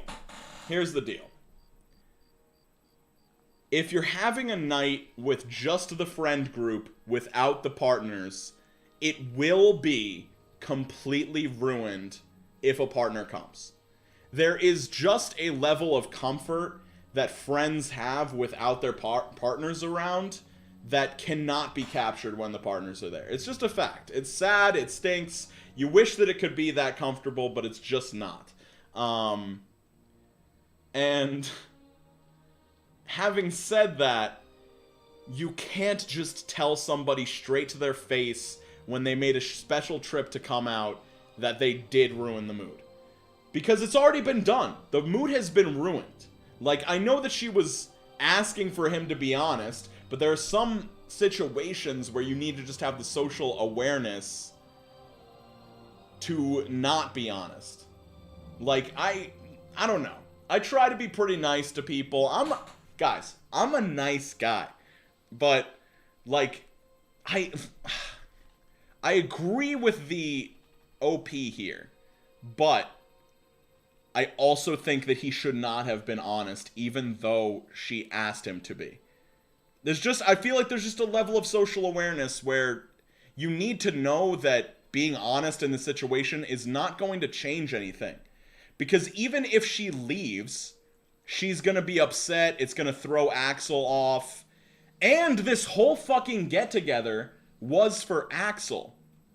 And now you've made his partner feel horrible. That's going to affect him now. So yeah, was the partner dumb by asking OP to be honest? Kind of. But he also just should not have been honest.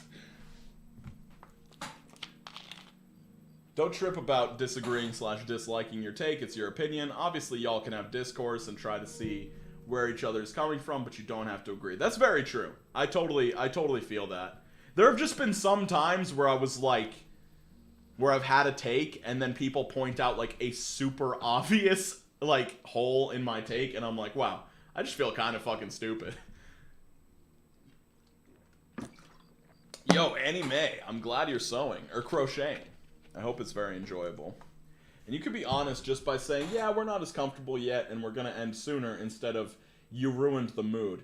I feel like once the mood has already been ruined, there's just no, you don't gain anything by being honest. Like, in my opinion, it's just about, like, being pragmatic in that situation and seeing, like, I feel like the only thing you gain out of being honest with her is just that self-satisfaction of, like, oh, I was true to my feelings in the situation, but I personally feel like it's just nobody wins anything out of him saying, you ruined the mood. Unless, like, Axel breaks up with this girl and you never have to deal with partners again and you just get to hang out and have a good time all the time. Because that would be a fat W. Let's continue. Has Q heard the song? It really goes hard. Patient number 9? Okay, what the fuck? I'm just gonna... Wait, let me just... Where's my phone at? Okay, I'm gonna listen to it on my phone real quick. I'm gonna just do a sample.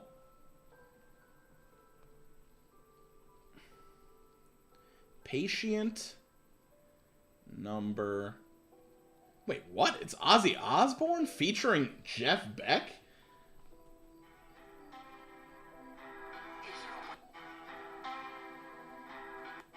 Oh my god, okay, I just keep replaying the beginning and now I am afraid of copyright. Let's skip into it a little bit. It's a 7-minute and 21-second song? Holy balls.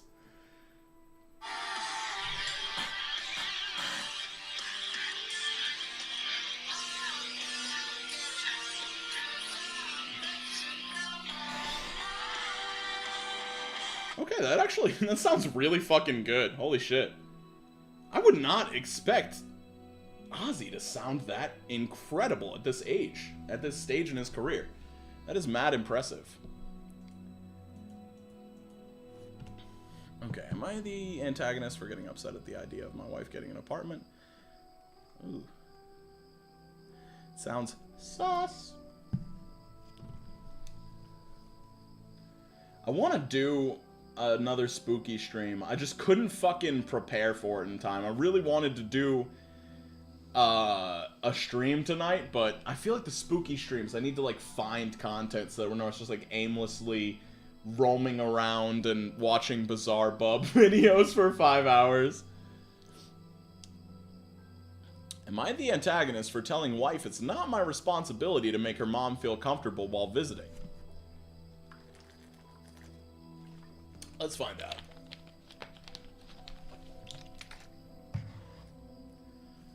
Let's do it.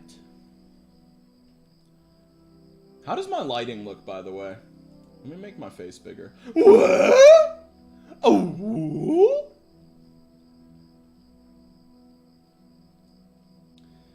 Guys, I'm not gonna lie, trying to like get healthier and build muscle and stuff has started to like fuck with my perception of my appearance. Like some days I feel really hot, and then other days I just like feel like not at all.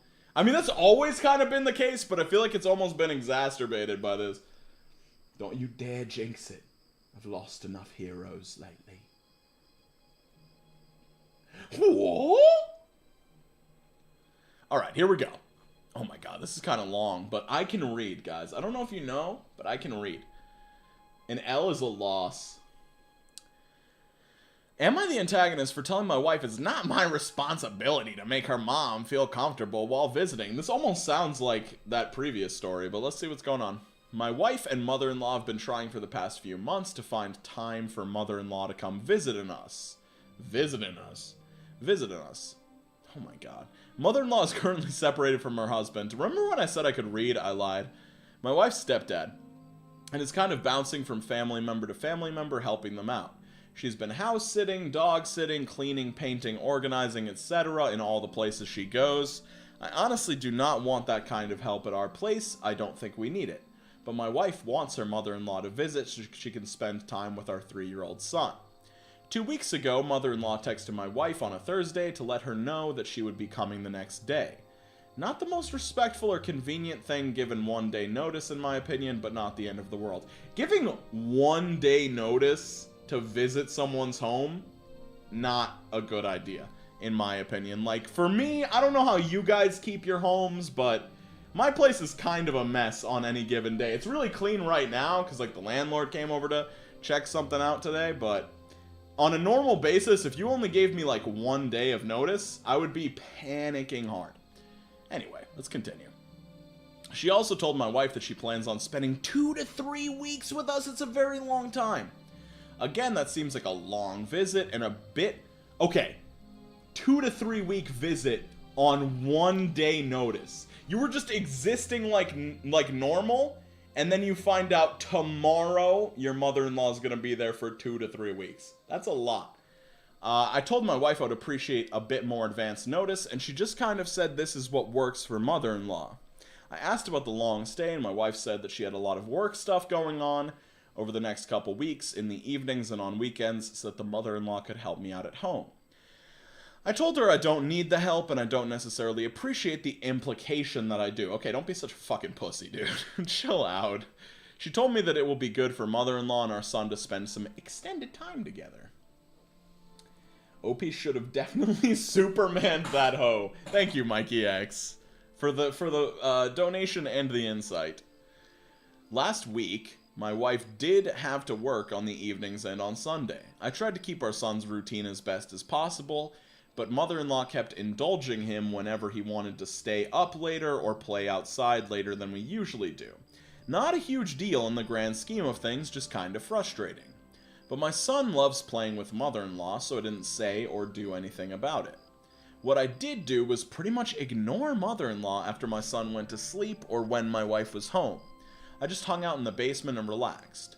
I wasn't rude to her, I just didn't really initiate conversation or go out of my way to spend time with her. I guess she told my wife that I've been making her feel unwelcome and uncomfortable. My wife confronted me about this over the weekend and told me that I need to be nicer to her mom and make her feel more welcome while she visits. I told her that it's not my responsibility to make mother-in-law feel comfortable in our home. I told her that I will be civil and polite and help mother-in-law if she asks, but I'm not going to go out of my way to be proactive for her. My wife said that mother-in-law is going through a hard time and it's been hard on her going from place to place without having anywhere to call her own. Okay, yeah, that actually adds a dimension to it. I told her that's her own choice, as she was the one who moved out on her husband, and that she has a place to call her own, she just doesn't want to go back. My wife told me to stop being a selfish jerk and at least act like I'm okay with her mom being there for a few weeks. She said it won't hurt me to not act like an asshole while she's here. Okay, wait, okay, the mother-in-law, this adjusts things a little bit. The mother-in-law just got separated from her husband and has been looking for places to stay. I kind of forgot about that at the beginning. I feel like that kind of takes precedent over anybody else's preferences. Like, if an older person's an asshole, fuck them. Go die in a fire, bro. Like, if you're actually a piece of shit, like you're just a garbage human being, fuck you. I don't respect you just because you're older. But if you're a nice person and you're like an elder in the family, yeah, you should be taken care of. That's kind of like the younger adult's responsibility to take care of older people and stuff. So I feel like this dude's just being kind of a little bitch about this. Like, I would totally be upset if somebody gave me 1 day notice that they were going to be staying for 2 to 3 weeks. But given the context, it's just like, fucking suck it up. It's 2 to 3 weeks out of your fucking life. Some people are just crazy. Some people are just crazy. I want more diversity in these stories. I feel like it's always like weddings, mother-in-laws. Like, I want to hear like my best friend stabbed a coyote and I'm conflicted about whether to report him to the authorities. I don't know. That would actually not be an interesting story, but just, you know, something different. What's up, ass boy? Love seeing you here, ass boy. It just wouldn't be the same without you. Am I the asshole for missing my daughter's wedding due to my stepson's funeral? I fucking hate that this was removed. It sounds so spicy, bro.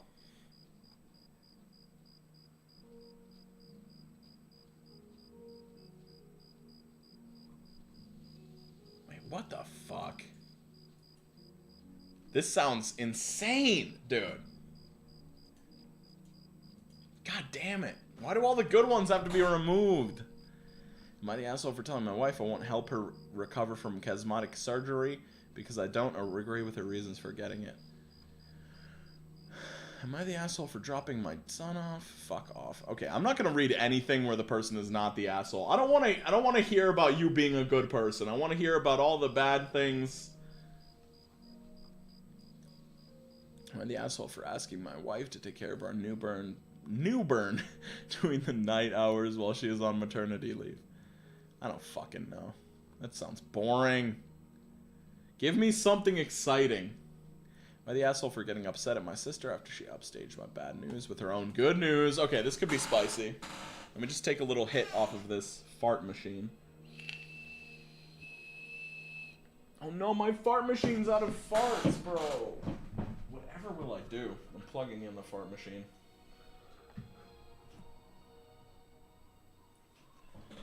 Ass boy. God, and now I'm just thinking about ass boy, dude. Can't just have a name like that. All right, let's see.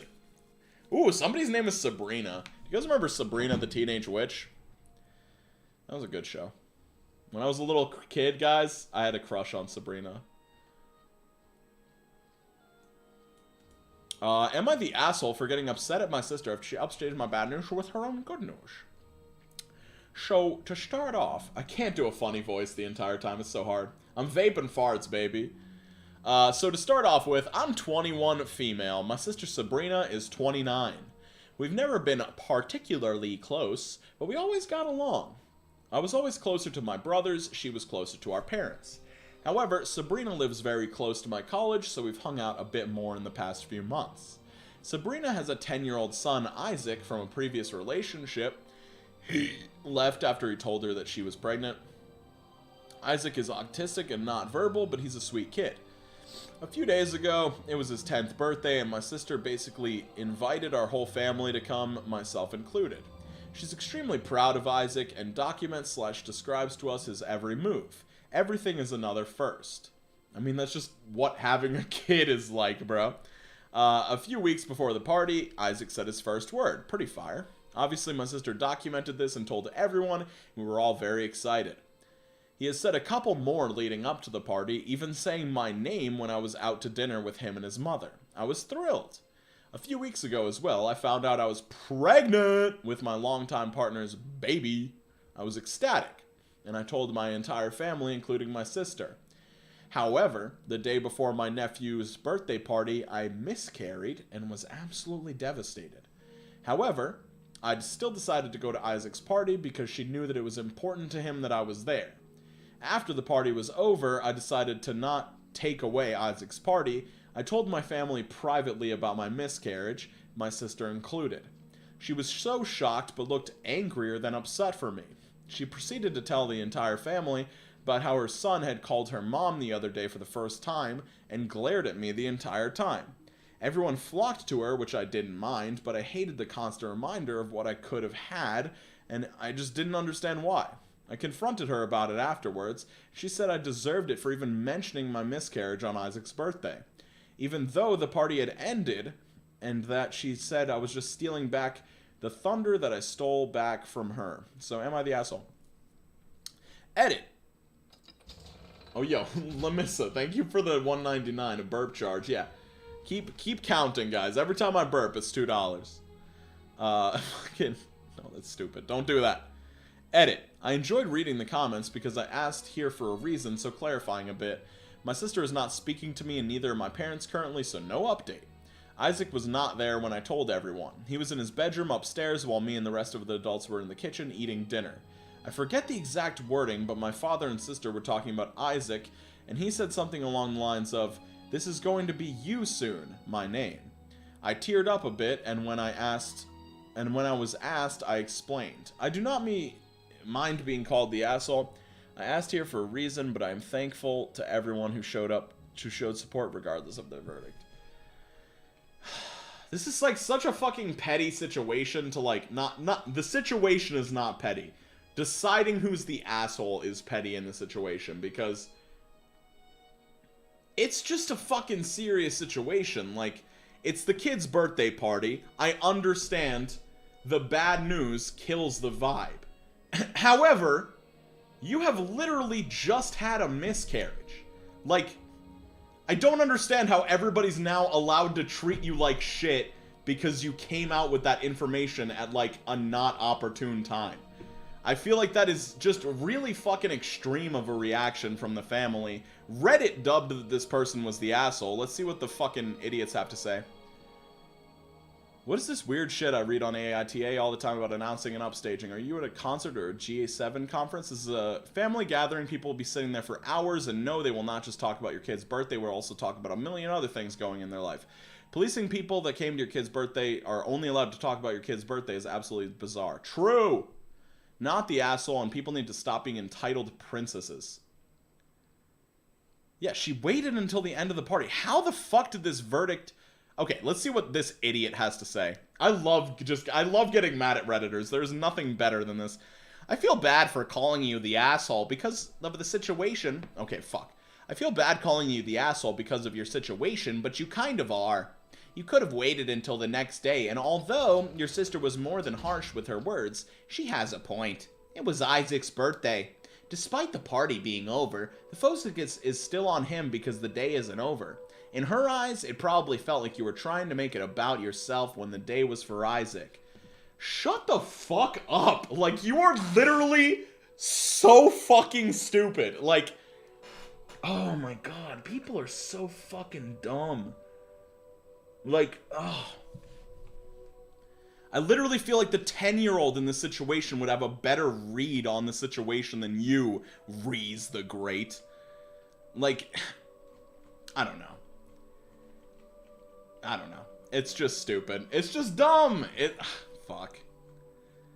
I feel bad for OP here. I'm very glad that they say I don't care about being called the asshole because yes, these are Redditors. Their opinions mean less than nothing.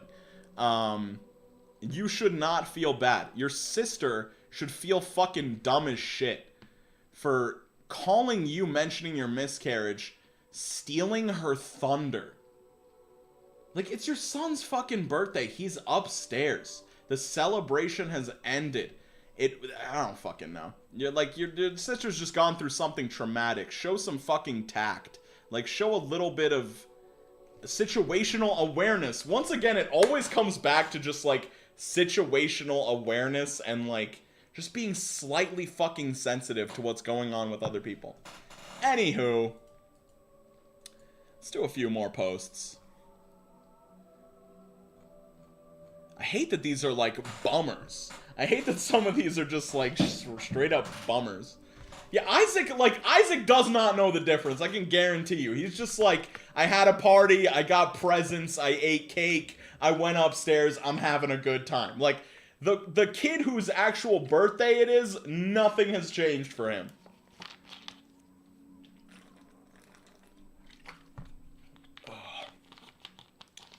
Oh no, this has fucking caffeine in it, you guys. I'm gonna be up late tonight. Alright, am I the asshole for telling my niece I don't want to be her father and following through? Alright, let's see what's up here. Oh god, it's kind of long. Let's see what's up. Am I the asshole for telling my niece I didn't want to be her father and following through? I'll admit, I may have not reacted great, but I don't think I'm wrong overall. My sister and brother-in-law... Can you capitalize brother-in-law for you? Because it looks like your sister was married to a guy named Bill, with only one L. I'm up late and it's all your fault, Q. Feel bad? No, I will not. I refuse to feel bad. Leo, you can go to bed. Put on, like, a nice sleep music playlist with some pleasant sounds, and it'll be delightful. Alright, so my sister and Bill passed away 5 years ago, and I was left with her children. Eric, 11, Melissa, 14, and Lily, 7. I never wanted children, and honestly, I don't particularly like them. But my brother-in-law didn't like his siblings, and his parents were abusive, while my parents are too old to raise children. So I was the best choice. This person's kind of been forced into the situation, but, like, maybe you need to nut the fuck up. It was hard and horrible, but I did it for my sister and my nieces and nephew, even if I hated all the crying and parenting. They've all had therapy, and I've tried to be a good uncle and father figure. I have a feeling this one's gonna be depressing as well, guys. Fuck. The younger two are mostly normal and well-behaved, but Melissa is a nightmare. Yeah, fuck you, Melissa! Just kidding. I love you, Melissa. Sorry. Even with therapy, she always acts so rude and refuses to accept rules. Maybe it's because her parents died when she was 9, but that's just a hunch. I swear Melissa goes out of her way to do whatever she shouldn't. The big problem came up last month when Lily called me dad. I've always corrected her and said I'm her uncle. I guess why. I guess I get why you would do that. But this time she was really upset and said she loves me and wants to call me dad. Eric joined in and saying it too.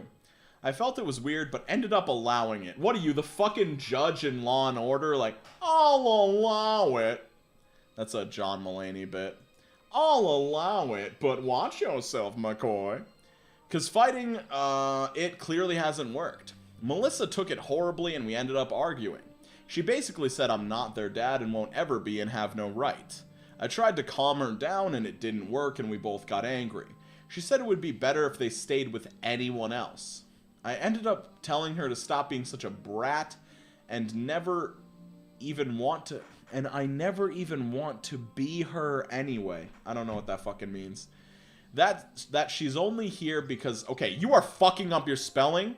I don't know how old you are, but you're old enough to not fuck this shit up. Anyway.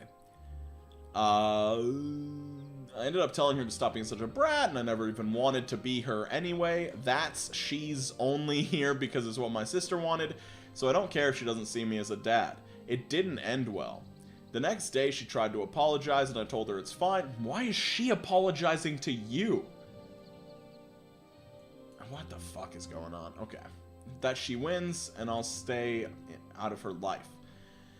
Since then, I've just not treated her in a fatherly way whatsoever. She doesn't have to do chores and stuff, but she also doesn't get an allowance or advice or help with homework or driven to friends' houses or everything because it's such a crime for me to be fatherly. Okay, so she was complaining about him being fatherly. Now I'm starting to get it.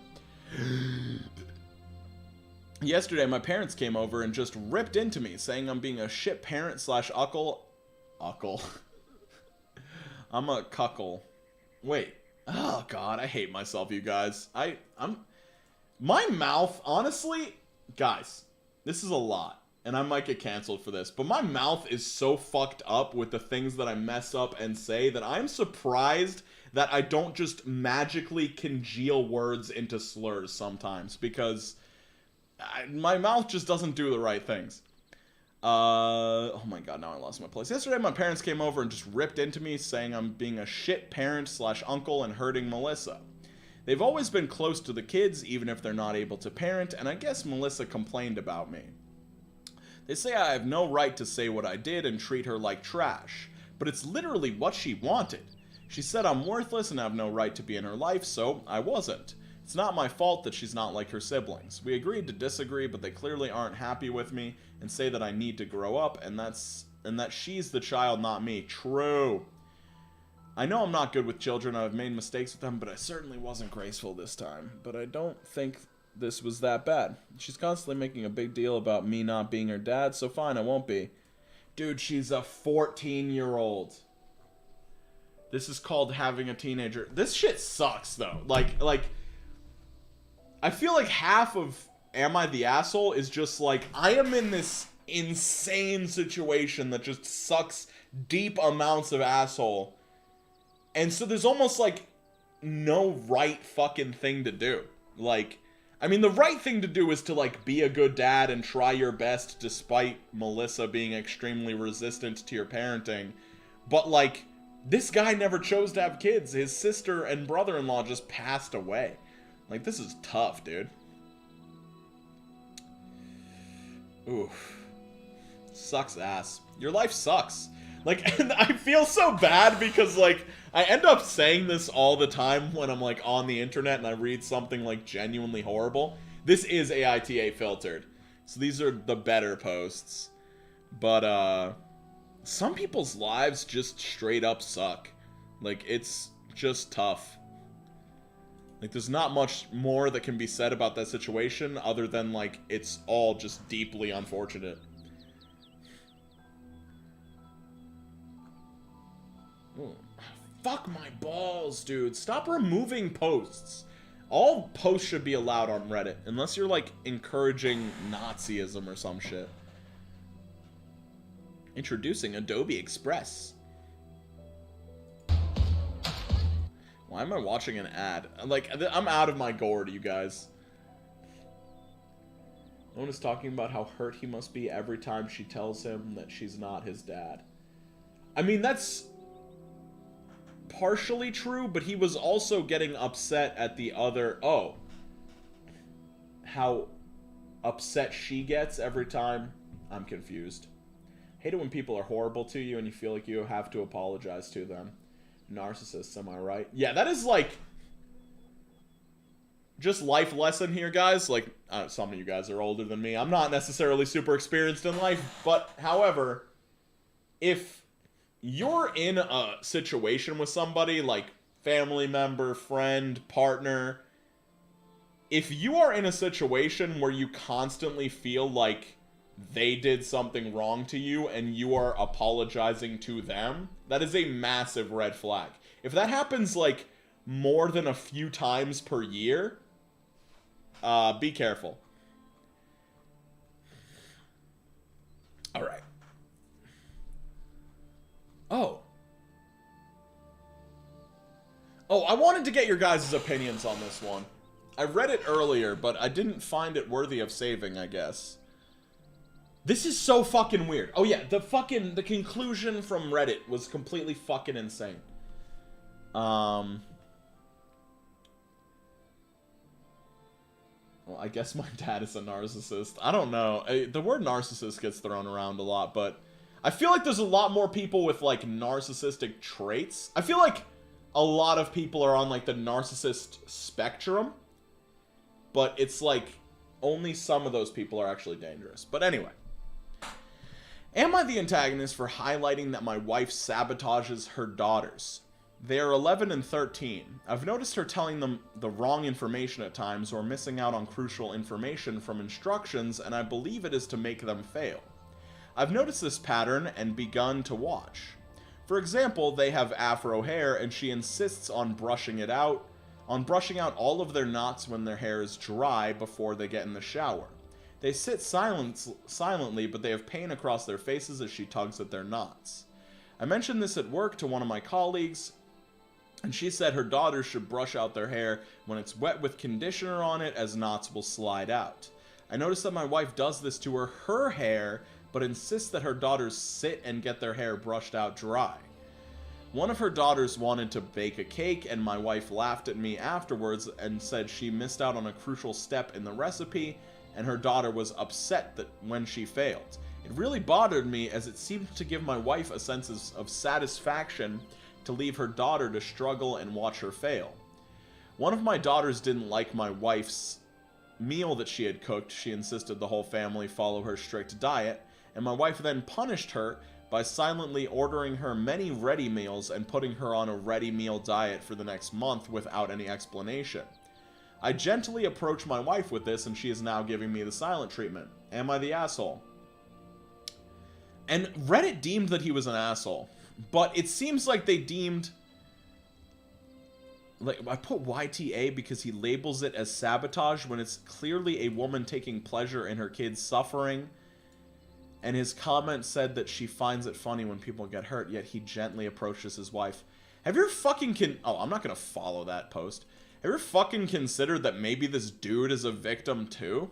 Like, I get that he's another adult in this situation, and he should more aggressively deal with this. Like, maybe aggressively confront his wife, or maybe contact CPS or something like that. But it's not his kids. Like, I mean, they're his stepkids, but, like, maybe he hasn't been around long enough. He doesn't understand parenting that well. I feel like this is a person that could potentially also be a victim in the situation. Because, I don't know, if you see all this shit and then you choose to gently approach your wife, you could be, like, a weak person that is being manipulated by the wife as well. So I don't think he should have been labeled an asshole. It should have just been like, hey, you should take the situation more seriously. You know what I'm saying?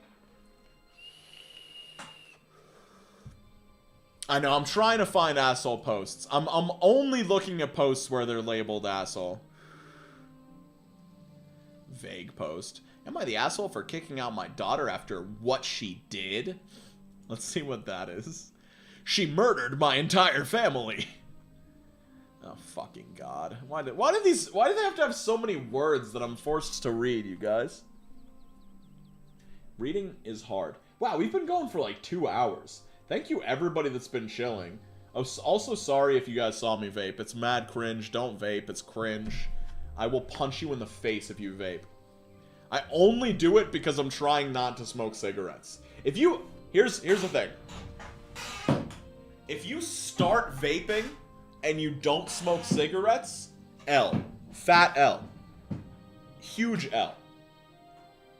Absolutely massive L. Don't start vaping. Ever. Anyway. I'm actually doing really well. I just, some of these Am I the Asshole stories get me quite excited. Yo, J-Rob, shout out to the smoke-free streams. I remember that shit. Huge L.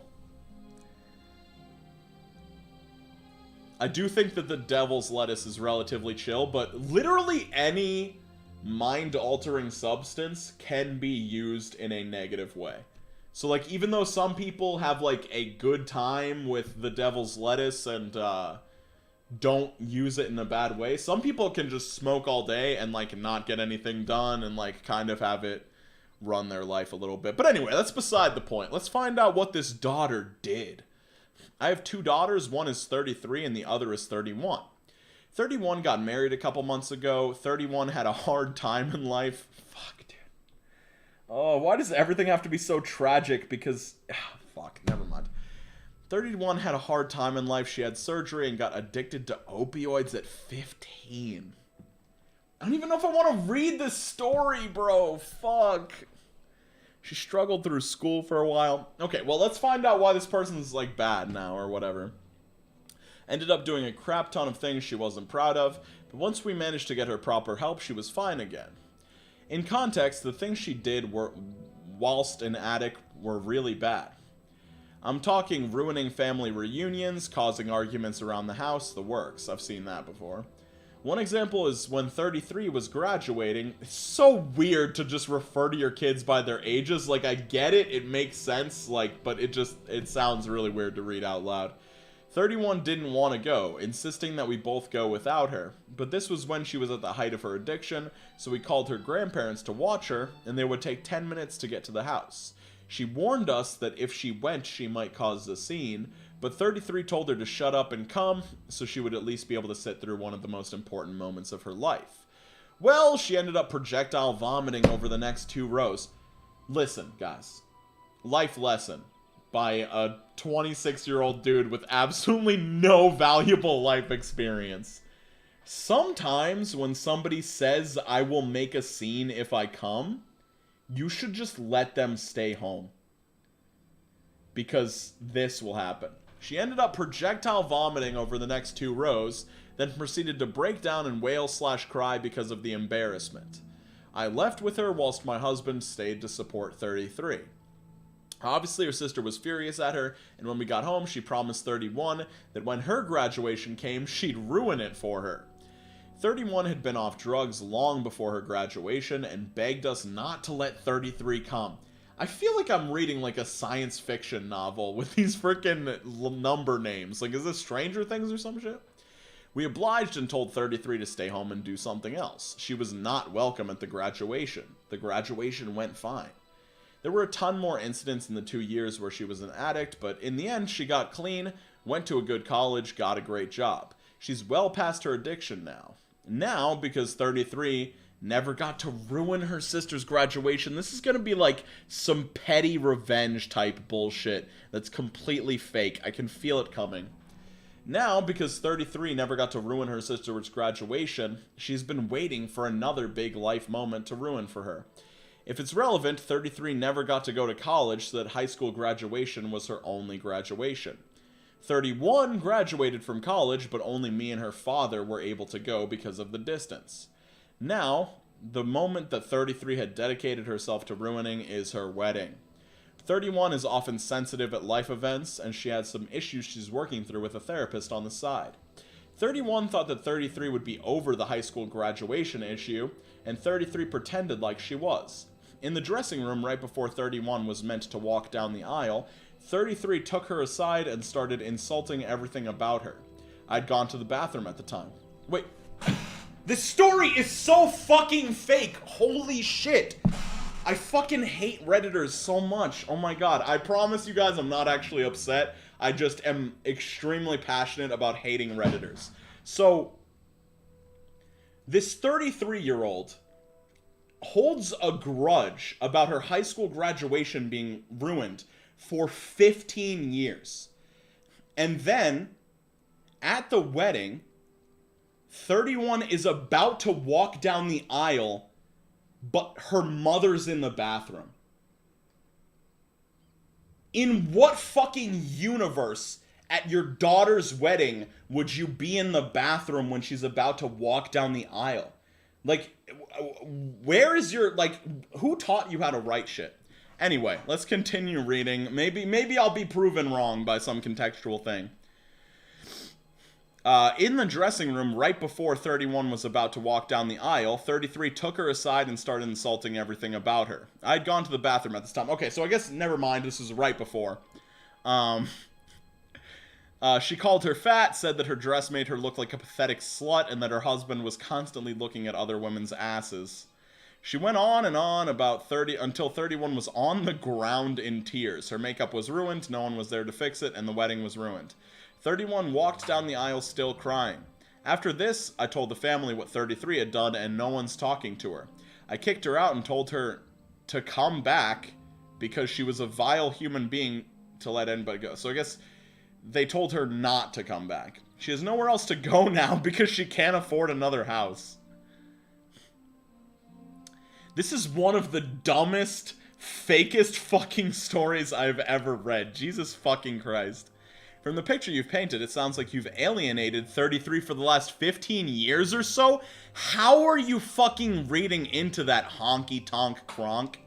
God, Redditors are some of the, like, just the silliest people on the planet. Literally, the entire story, there's, like, no favorite. I don't read any favoritism into this. All I read is that 31 didn't want to go to the high school graduation of 33, and 33 demanded that she come, and then guess what? Because 33 demanded that 31 comes to her graduation, 31 vomits everywhere because she's sick from fucking doing heroin. And then 33 holds a 15-year grudge and ruins 31's wedding. Like, Honky Tonk knows because they're an empath. Can somebody donate money to Whoop Whoop because they fucking deserve it? Wait, what is Ass Boy saying? AITA for using the AITA subreddit as a practice for my creative writing class? I mean, yeah. I need to read some of these other comments. I need somebody to make me feel like a sane individual. Also, I think it's worth noting... Wait. 31 was a 15-year-old who actually... Okay, wait. Let's read some of these comments. Let's... If I'm gonna do a stream just getting mad at Redditors, let's just frickin' continue. From the picture you've painted here, it sounds like you've alienated 33 for the last 15 years or so, while giving 31 the extra attention and support she needed. And it sounds like you've consistently, all three of you, sided against 33 on every issue. Where the fuck in the story does it say any of that? While I would have never done what she did, I honestly can't say that I wouldn't be harboring serious resentment against all three of you as well if I had been in 33's position. Who is even the third person? You straight up said that she wasn't at her sister's graduation. Whatever she wasn't feeling over the embarrassment 31 had caused sounds like the only major event she's ever had be about her, and you didn't think, what the fuck are you talking about, dude? Damn, you're the asshole. Okay, let's see what Known Face has to say. Maybe they will have some reason. 31 was a 15-year-old who accidentally got addicted to drugs, a tragedy, really, and while in an incredibly vulnerable state, made some grave mistakes, but she was still only a child. 33 wasn't wanted at the graduation because she literally said she would ruin it, which could truly affect 31's recovery.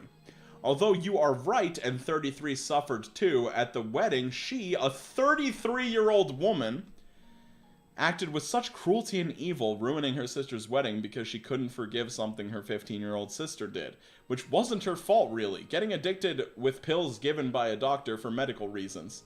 Wait, does it ever say that? People are reading, like, so many things. Oh, no. Okay, true! She got surgery and got addicted to opioids after the surgery, which is, like, an extremely common occurrence. Also, none of this is real. Anywho, let's go to another story, you guys. Can you tell that I'm losing my mind? It's been a stressful month. I don't know why, but with Reddit and Tumblr back in the day, I seem to have avoided all the worst parts popping up. I don't know. Yeah, true. When I was on Tumblr back in the day, I do not remember there being, like, insane fake stories and stuff. I just had, like, it was just a bunch of people that liked emo music. At least in my corner of it. I get resentment towards a family member with addiction issues and how your parents handle said issues, but saying that the parents alienated them is too much. We don't have enough info to decide on that. Exactly, bro. What's up? I'm not here, man. Dude, seriously, look behind you. I will fucking murder you, dude. Gustav, I hate you. I mean, the basement door is open, but that was intentionally to make you guys nervous. Wait, Tumblr lifted the prawn ban. That's actually insane news. Wait, what was the down with cis bus? That sounds incredible. Oppa homeless style. What the fuck? Okay, I need to hear some of these fake Tumblr stories. Maybe I should make a video on fake Tumblr stories if I can find them. Get Gustaved. I love you guys.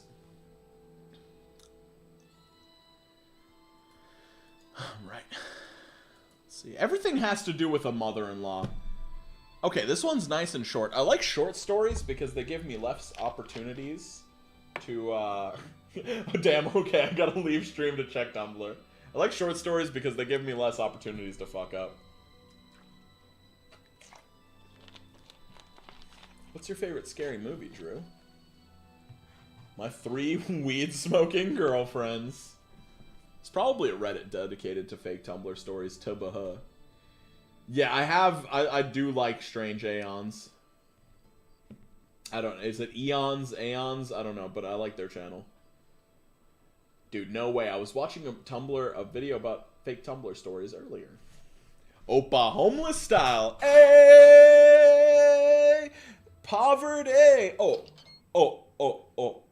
Oppa homeless style. Okay. Am I the asshole for shaming my in-laws after my mother-in-law told a romantic story? I hate romantic stories, so maybe I'll relate. I don't like my in-laws. I'll be honest, we've always had issues. Mother-in-law grew up wealthy, and as of right now, I would classify them as very wealthy / full-blown. I was about to say pulled pork, you guys. I've got food on the brain. I would classify them as very wealthy. What the fuck is wrong with me? I would classify them as very wealthy / full-blown rich. But when they got married, her family disowned her, and now they were poor for a little while. The one thing I actually find redeeming is that mother-in-law, despite how vain and materialistic she is, she really did love her husband more than the money. On the other hand, excuse me. My biggest issue with mother-in-law and father-in-law is that they love each other way, way more than they loved their kids. And mother-in-law actually looks down on me for prioritizing my children and makes snide comments that she feels bad for her son. Okay, so the mother-in-law criticizes OP for prioritizing her kids and not giving enough love to her husband, I guess. We were talking about Christmas recently, and mother-in-law made fun of people who don't like the materialism because that's the best part. She then told me that she clearly considered a sweet story about how they were poor. When they were poor, father-in-law worked extra shifts and saved to buy her a diamond ring because she didn't get an engagement ring. My husband made a joking comment about how he probably didn't get anything that Christmas. Mother-in-law laughed and admitted that he got something from the dollar store because she had the budget and spent all of the money on father-in-law. And guys, is this another fucking fake story?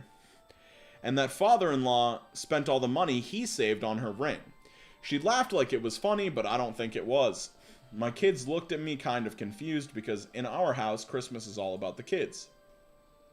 Mother-in-law called me out on making a face, and I was honest and told her that it was pretty weird, and in my world, kids get Christmas presents first. Some years my husband and I don't even exchange gifts. Mother-in-law got defensive and said her husband can't even remember that year, but she can, and said that marriage is forever, kids leave and have new families.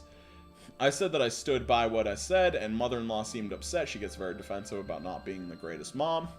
And father-in-law said I was jealous because my husband wouldn't do that for me.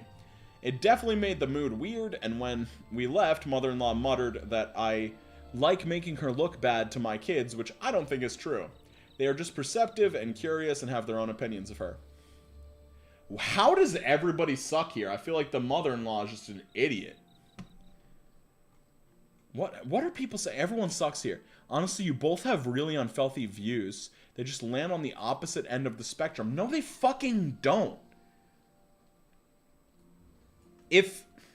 Honestly, I think I've actually been criticized for this in the past in a Am I the Asshole video.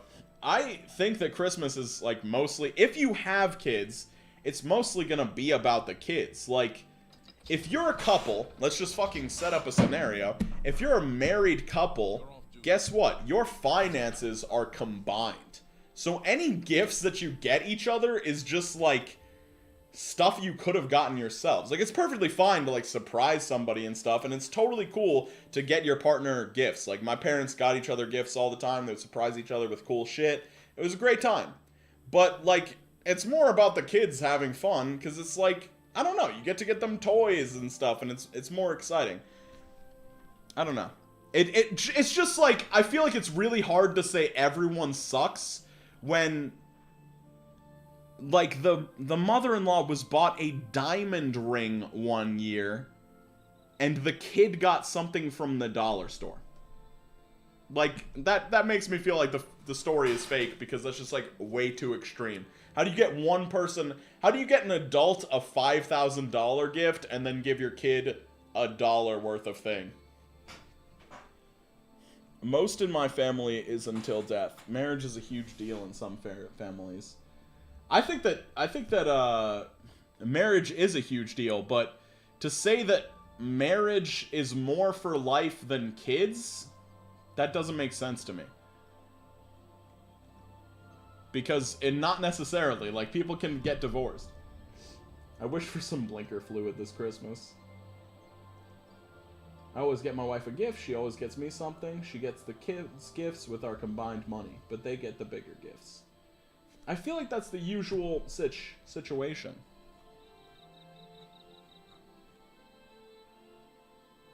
That kept telling people they were selfish, crappy parents, which is basically what OP did, isn't going to make for comfortable family relations. Sometimes it's smart to just keep your mouth shut.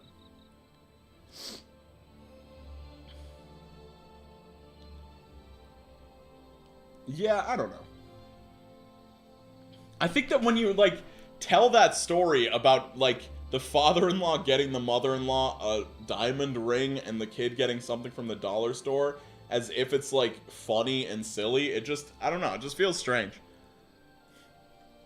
Alright. Let's keep going. I'm probably gonna do, like, one or two more. If anybody has any burning questions, feel free to ask them. Am I the asshole for the joke I made during my best man speech? Here we go. This one should be good. I stopped getting gifts from my family at the age 16. I don't think that that's that big of a deal. I don't think that you need to, like, perpetually give your kids gifts for, like, the rest of their lives. But I think that, like, I don't know. At least for me, when I was, like, a kid, And just the way that I view it. I feel like, you know, Christmas is about, like, the wonder of, like, Santa Claus and magic and all that fun shit, you know? Like, how are you, like, I mean, I guess, I don't know, maybe, like, a lot of people don't think that Santa exists at all when they're, like, a kid or whatever, but how are you gonna convince a kid that, like, your wife was given a fucking diamond ring, but Santa only cared enough to give them a dollar store present? Anyway, am I the asshole for the joke I made during my best man speech? I, 34 male, was recently the best man at my friend's second wedding. I was also the best man at his first. I saw a joke online and it made me laugh, so I stole it. Already a bad start to steal a joke for your best man speech. So I stole it, and for my opening speech, I said, right, well, welcome back, everyone, which got more than a few laughs, especially from the bride, 31 female, who seemed to find it hilarious. Everything went well, speech over and done with, though later on, after a few drinks, my friend began to rip me a new asshole, telling me that I was out of line with that kind of joke and how I'd embarrassed him, and it wasn't funny, and I shouldn't have brought his last marriage into this? I mean, a best man speech will always be more jokey than anything, and beyond that, it was just fairly tame, and it was only a reference to his last marriage. Was I really that out of line? What? You're the asshole? Tell him you're sorry and you won't use it at his next one. That's funny! What the fuck? I dislike your verdict, but take my upvote for that joke.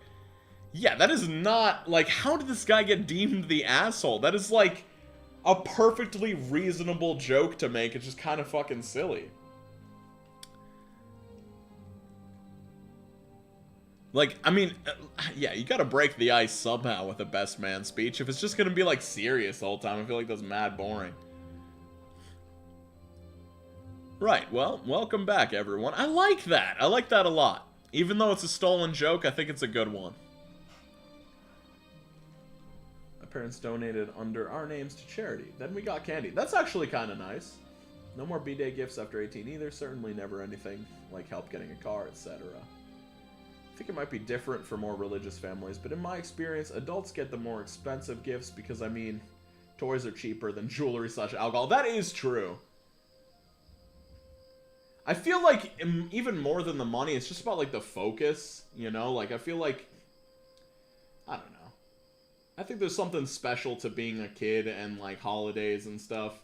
I don't know. Just as I've gotten older, a lot of shit has, like, lost its luster or whatever, and I feel like, I don't know, making things fun for kids is just a thing that I support. You need to check with the people getting married before saying something risky like that, IMO. It can go very wrong, but I don't think he's the asshole. Yeah, and also sometimes when people get a couple drinks in them, they can, like, overthink things and maybe, like, be more upset than they would be if they were sober. Because it's like, his entire family knows that this isn't his first marriage. His wife knows that it isn't his first marriage. Like, I feel like somebody's got to break that ice a little bit. I don't like Christmas, so I go away on solo holidays instead. That sounds awesome. Before COVID, the last one was Prague. Wanted to do Bavaria this year, but I already went to Finland a month ago. That's sick. I could use helps with living costs at any time with my... That's weird, Slow-Mo Panda. I dislike that. She came back, and I agree with Katie at least. Wait, who's Katie? I would find that funny if I was the bride. True! Dude, I love the dollar store. I feel shit for shitting on the dollar store gift because dollar stores are sick.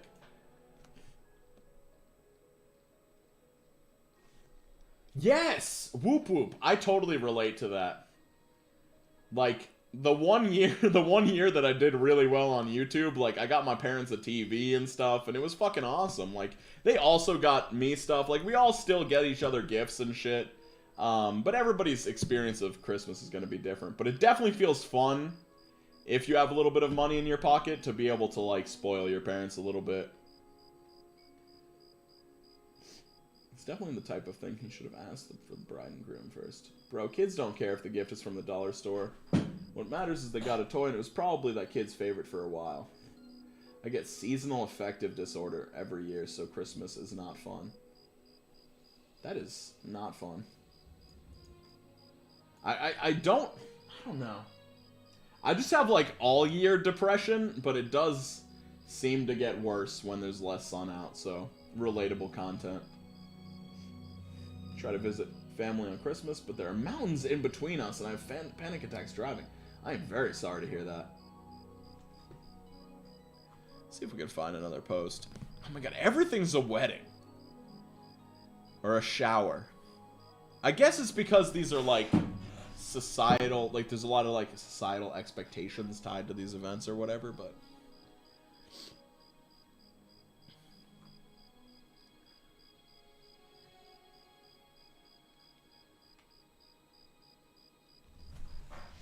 Wait, I'm gonna hit my fart machine.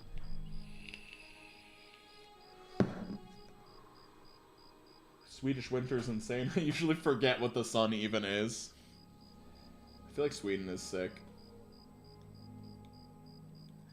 Am I the asshole for not having sympathy for my wife when my in-laws found out my parents are still married? Oh my god, who cares? Respecting my mom's house rules.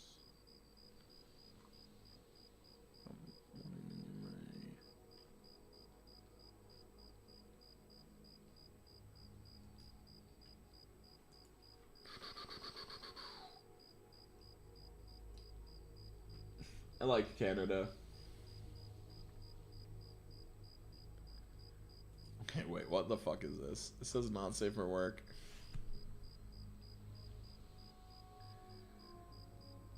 What the fuck? This person wore a shirt to the 4th of July weekend that said, "I'm not gay, but my asshole is." It's just, like, not even funny, bruh. I eat ass. Yo, thank you for subscribing, I eat ass. I hope you're doing great. I feel like that's one of my friends. Like, that's definitely something that one of my friends would do, but...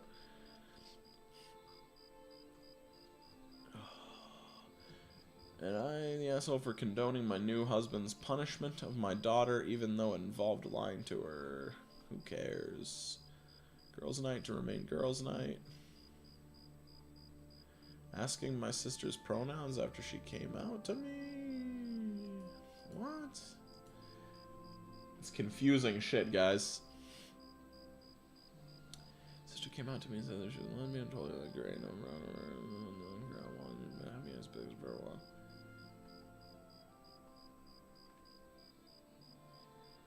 Oh my god. Why are you so cringe, dude? This person's sister came out as a lesbian and then started dressing like butch and stuff, and they were like, yo, are you trans? I mean, like, on some level I get it, but like there's a bunch of people, like there's a bunch of women out there that dress butch and are not trans. Like, it's very common. Oh. Life is a silly game. The cricket is real. Yeah, I love Oblivion music so much. This is my favorite. I should play Oblivion on stream sometime. Maybe on Twitch. I don't know. Twitch seems to be getting worse and worse. To be fair, a trans man originally came out as a lesbian. Weird how things go. I'd like, dude, definitely, like, not an ultra uncommon thing. Like, definitely a pretty common story. I just feel like, you know, assuming that that's, like, going to be the exact trajectory is a little bit presumptive.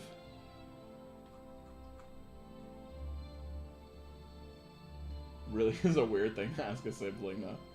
Also, tomboys and butches exist. Absolutely.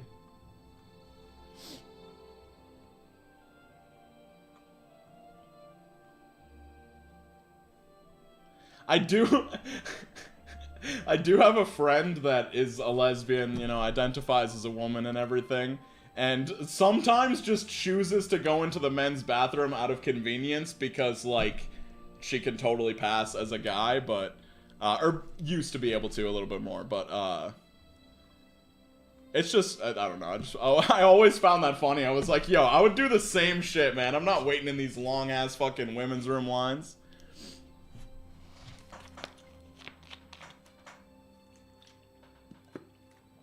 But it is sometimes a good thing to ask in advance. If a sibling had asked me sooner, I would have come out sooner. That's a good point.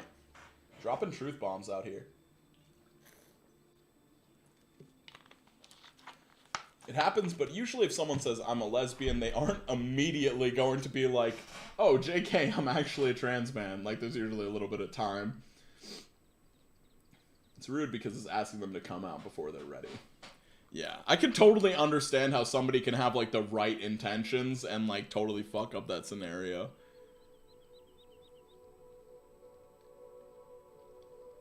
AITA for not following the school supply standards for my children. Okay, this one sounds so dumb. Let's see what the fuck this is about. I, 35 male, have 2 children, 9 male and 5 male. My littlest one is going into kindergarten, and I was so excited to properly include him on our school shopping routine. I used to get so fucking pumped for school shopping back in the day. Like, just getting some pencils, getting some notebooks. We always allow independence and choices as long as it doesn't become inconvenient. For example, if my kid picks out the 120 count crayons, we might redirect him to the 96 count instead, so that's easier to carry around in his backpack. Excuse me. Other than practicality, we don't try to persuade them in any way. It's always a fun experience and a great way to kick off the school year. And to relive some of those, oh god, my baby is finally leaving me, fears for my husband and I with our 5-year-old. We usually grab quite a few of the items on our teacher's wish list as well and make a point to wrap it up nicely as a thank you present from our children to the educator that will be spending the year with them. This year, upon receiving the school supplies list, there's a note made at the top of all supplies should be exactly as listed on the sheet, such as a 24 pack of crayons, as all items will be shared with every student in class. This was confusing for me as I buy the items specifically for my children. I decided I was going to go through with our supply shopping tradition as normal, never getting anything less than what was required, of course, and send a note with both of my boys that their items would be their own and could be kept in their backpacks as usual. When I expressed this sentiment to those around me, aside from my husband who was on my side, they weren't very receptive to the idea. Am I the asshole for not following the rules listed? I am 100% open and now intend to buy extra school supplies to send with each of my children for those whose families cannot afford to purchase them. My kiddos also love to share, and I'm sure they would love to pass around some colors for their boxes of crayons or let someone borrow their scissors when the time came. We also respect teachers and don't expect them to provide supplies for every student. Why would people fucking assume that you expected teachers to supply everything for every student? You're the asshole for the reasons others have mentioned. 14 years in public schools. You don't want to start the year being that parent. You just don't. What the fuck are you talking about? Most classrooms I was in, extra items were simply sent home or not used? Like, I don't know if I'm, like, showing my boomerness, but when I was a kid, everybody had, like, their unique set of things. Like, some people had mechanical pencils, some people had regular pencils, some people had the, 128 crazy pack of crayons. I had, like, the 24 pack.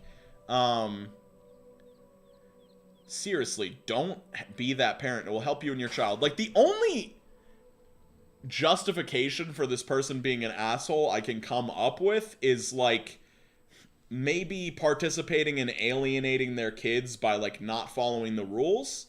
But I do feel like requiring that every student, when you're, like, a young kid, has the exact same school supplies, like, maybe, yeah, it makes everybody feel like they're the same or whatever, but people are not all the same, people have different resources and desires and stuff like that. I just feel like it's kind of strange to, like, demand that everybody have the exact same school supplies and, like, not allow, like, any difference.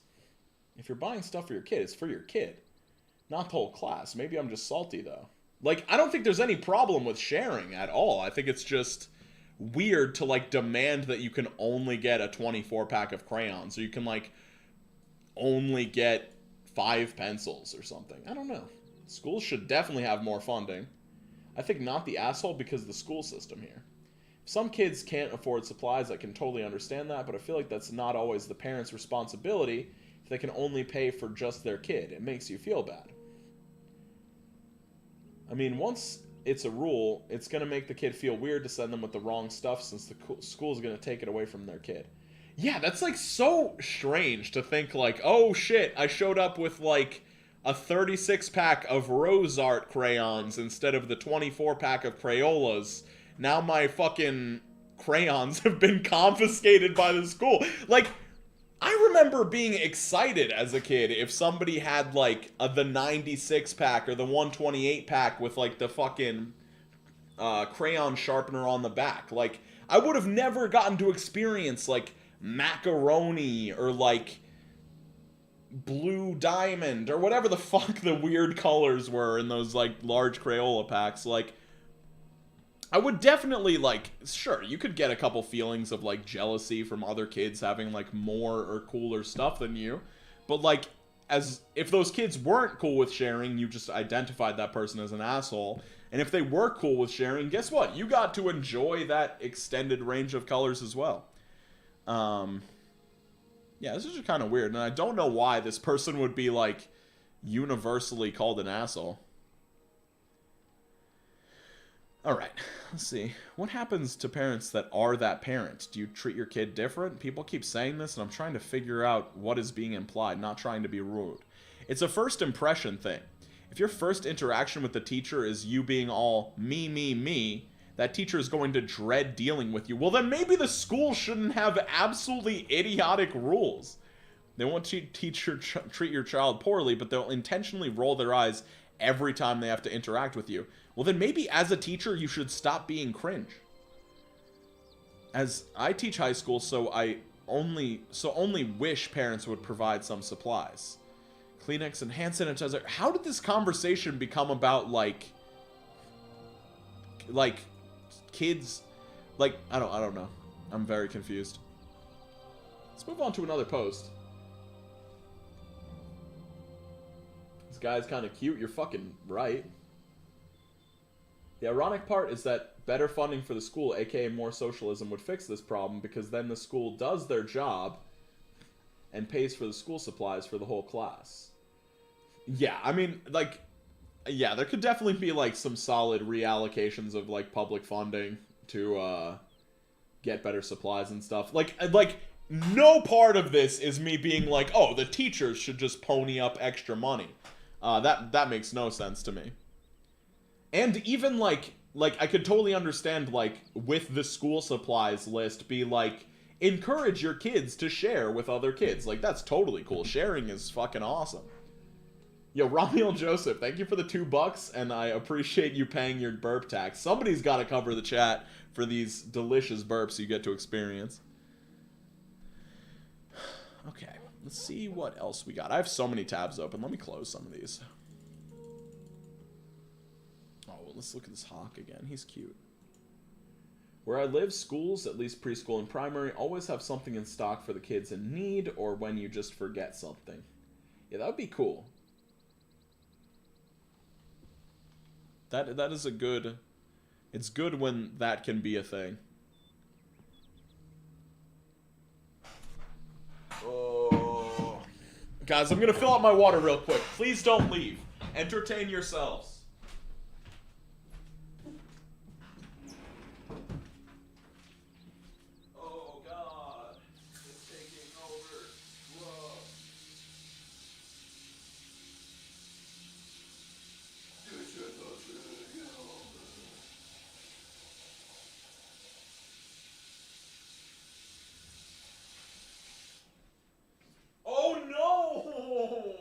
Guys, I left on my oven this entire time at 375 degrees. Both a waste of energy and making my house hotter when I do not want it to be hotter. Ripperoni. Drink some water, guys. You guys staying hydrated? Thank you, Wilt, for reminding people to get water for themselves. It's like they try so hard to stop all the kids from feeling feelings. No hugging / falling in love, no jealousy, no anxiety, sadness, give trophies to everyone, etc., etc. your money. Why they fail at IRL.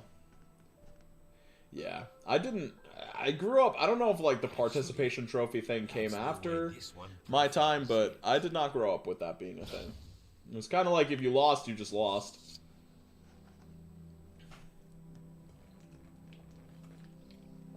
Yo, Bob Roberts, I just want to let you know that you make me so happy every time you fucking comment that on my videos. Yo, ass boy! What is that, like Czech Republic money? Thank you for the 100 Sizik. Oh wait, let me not look up what that is, because then you're gonna see the other things that I've searched. Like balls and wieners. Oh no. I'm losing a lot of subscribers, you guys. How could you let this happen to me? Just kidding. Balls... What was I gonna look up? Oh yeah, CZK. Money. Oh my god, I'm literally so based. Nice, dude. Thank you so much for the generosity. And it was Czech. I know words.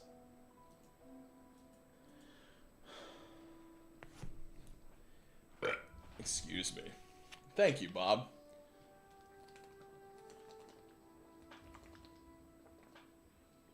Yeah, if I could demand, like, one thing from schools, it would be, like, give kids more options. Like, give more options to, like, kids that are just, like, natural problem solvers and, like, way less on memorization, more on, like, problem solving and, like, practical application. Support creative kids. Support kids who have, like, interests in trades or, like, working with their hands and stuff.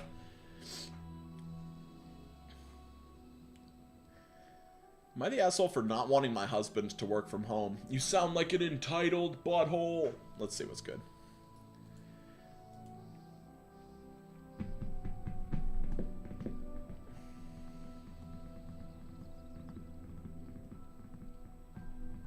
I think it's so dumb how older... Let's get some fucking flame wars going on in the chat. Come on. I think it's so dumb how older adults will complain about things they are making for younger generations, like... A child didn't make any of the media or toys they generally consume.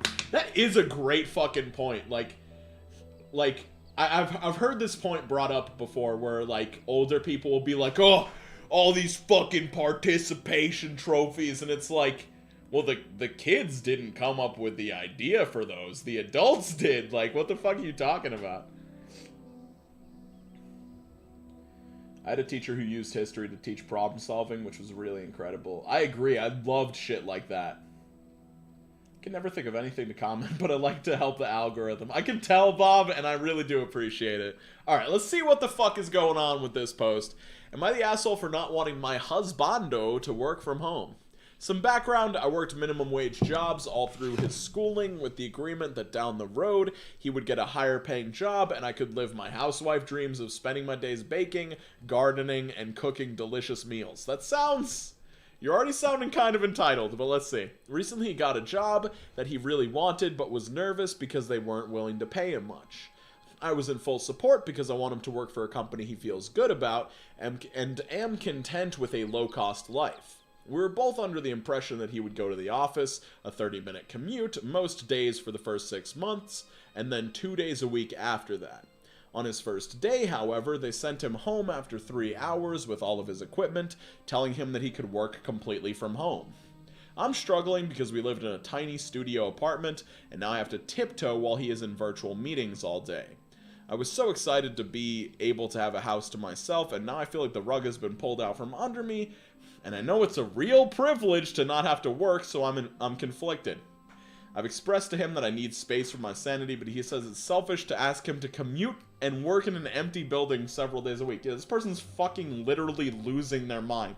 If you want some free time, and this is 4 months ago, like, yeah, COVID is still a thing, but we're not in, like, full lockdown mode or anything like that.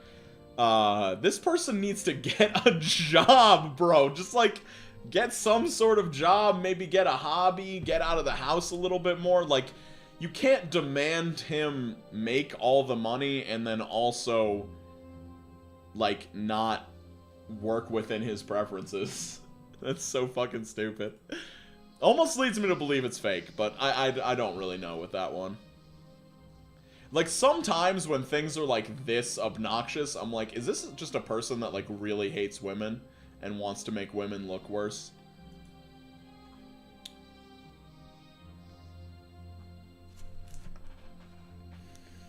Am I the asshole for breastfeeding my child at my sister's wedding? Let's check it out. I like a good breast. I like a good feeding.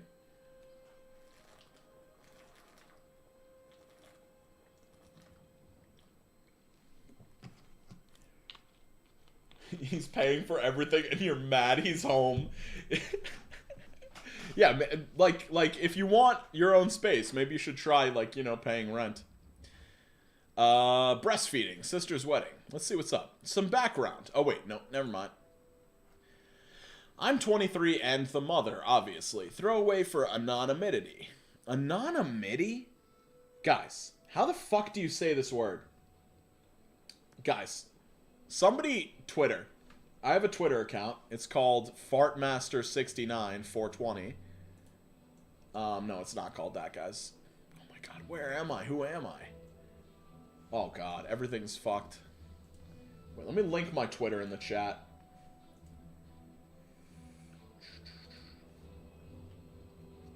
Also, thank you to everybody who's, like, at this stream right now. You guys are honestly fucking incredible. Yeah, I say anonymity. Anonymity. Anonymity. Oh, I've been saying, like, anonymity, I think. But this is my Twitter.com/QStarVideos. Oh, wait, that's not gonna actually work as a fucking link. Balls in your jaws, you know? Twitter.com/QStarVideos. That's my Twitter account. If somebody can... Somebody send me a video of them saying anonymity. Anonymity. Guys, I'm struggling. Go ahead and like the stream if you like what you're seeing. Fuck, dude. I am literally, like, my brain cells are fucking deteriorating. Wait, somebody typed it out. Anonymity. Anonymity. Anonymity? Is that correct? Anonymity? Anonymity. Ba-ba-da. Anonymity. Ba-ba-da. Oh, wait. I could just, like, look up a production or a pronunciation guide. Let's check it out. How to pronounce anonymity. Let's see what it says. Why is this video a minute long?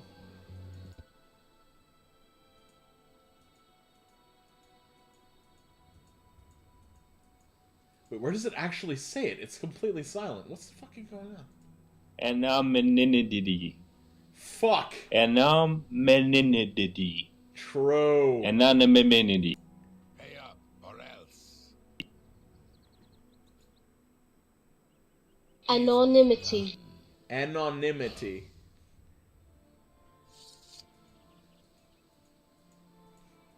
Anonymity. Anonymity. Anonymity. I love how I've just brought the fucking stream to a screeching halt.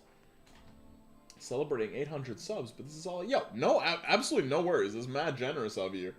Thank you for the $3, Slow-Mo Panda. We're all celebrating. Wait, did anybody tweet at me? Guys, you need to step your game up. Wait, did I ever link my Twitter? Oh, God. This is how I say anonymity. It's... fuck. This is how I say anonymity. It's... fuck. Anonymity. Fuck. Okay, never mind, guys. Never mind, guys. This is a horrible idea. Thank you for the $2, Hannah. Thank you for the fart tax. We be farting. I tell ya, I be farting. Alright, let's see what's up with the breasts and the feeding. They call me the breastfeeder. Oh, yeah. They are misleading you. You had it before. Fuck. I'm losing it, you guys. Ass boy, I love you. Alright, let's get it. To preface, I'm exclusively breastfeeding my child, and he is 6 months old. Father is not in the picture. My sister, let's call her Cindy, is 26. She got married, and of course I was invited. It was a really nice ceremony, and I was in the front row, baby. I brought an extra bottle because I didn't think the ceremony would be too long. Just after she walked down the aisle to the altar, my son started to loudly cry. I thought he was hungry, so I started to breastfeed him. I quieted him and thought all was well. I figured it was no big deal because it was better than the alternative of him crying. However, the wedding was being filmed by a videographer and I'm in plain view. My sister immediately after the ceremony was pissed because she saw it.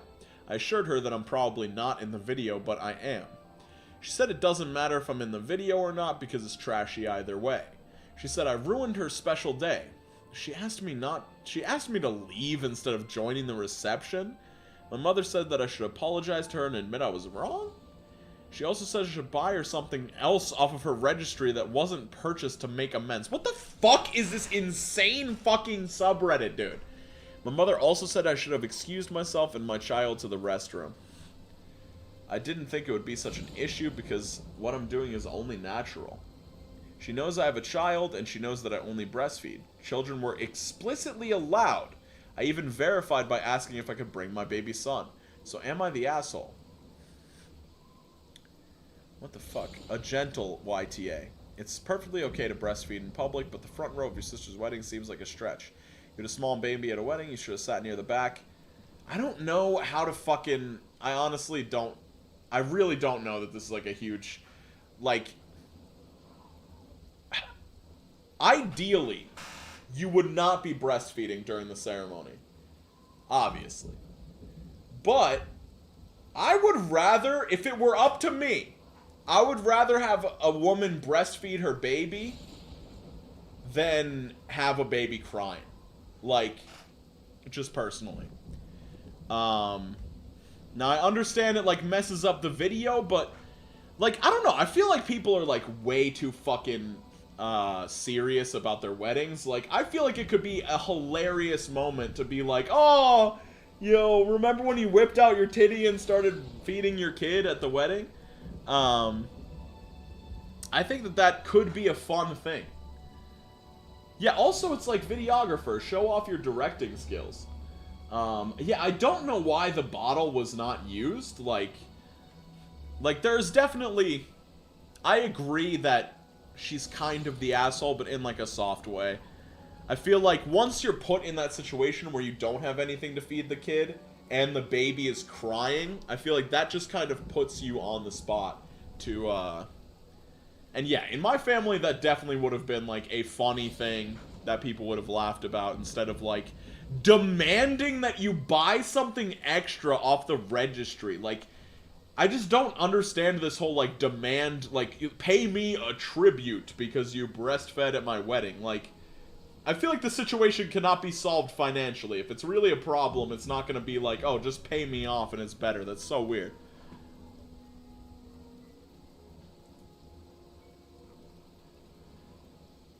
I might be in the minority, but I really think she should have excused herself. I think she could have excused herself. I think that's definitely a possibility.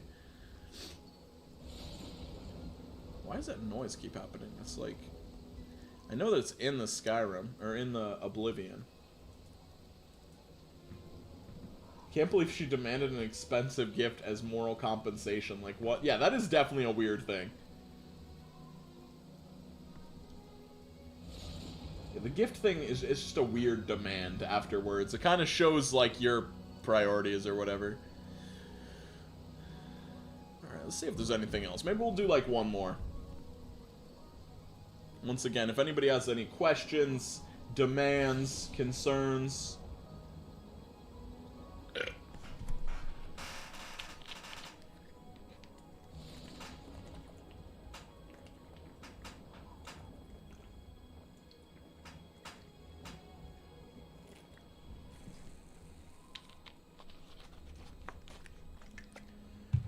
Okay, what's this? No, I actually don't care. I feel like they wanted free stuff, so they just made up an excuse. Yes, Q, can you please feed me? I would if I could. I was about to demand more burps, but my prayers were prematurely answered. Seems like a bottle definitely would have been ideal. Like, foresight could have totally, like, cured this situation's issues. Serious concern. You're too cool. I've not seen Edge Runners.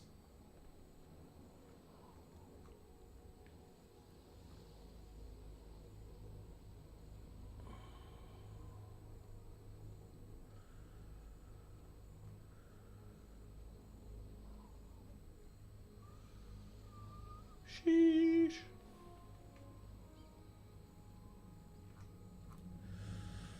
Am I the asshole for setting up? Fuck. All these stories stink. I'm like actively remembering why I don't cover this subreddit that much, but I do think we got a lot of fun out of this for this stream for sure. I feel like a lot of AITA posts could be solved if people just talked. Yeah, if people were just like normal and didn't like super overreact, a lot of these situations would not be as extreme.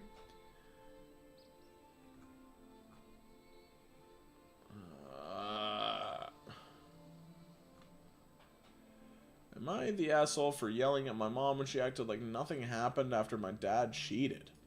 That sounds loaded as fuck.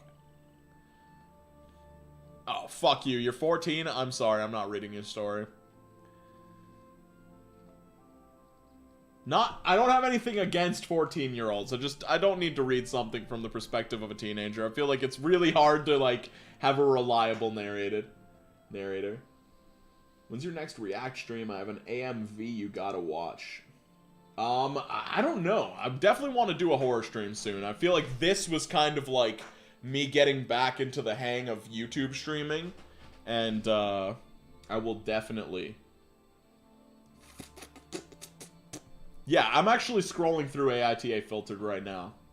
I'll definitely be looking to do a ball sack in the morning. I'll definitely be trying to do a scary stream in the future, is what I was trying to say.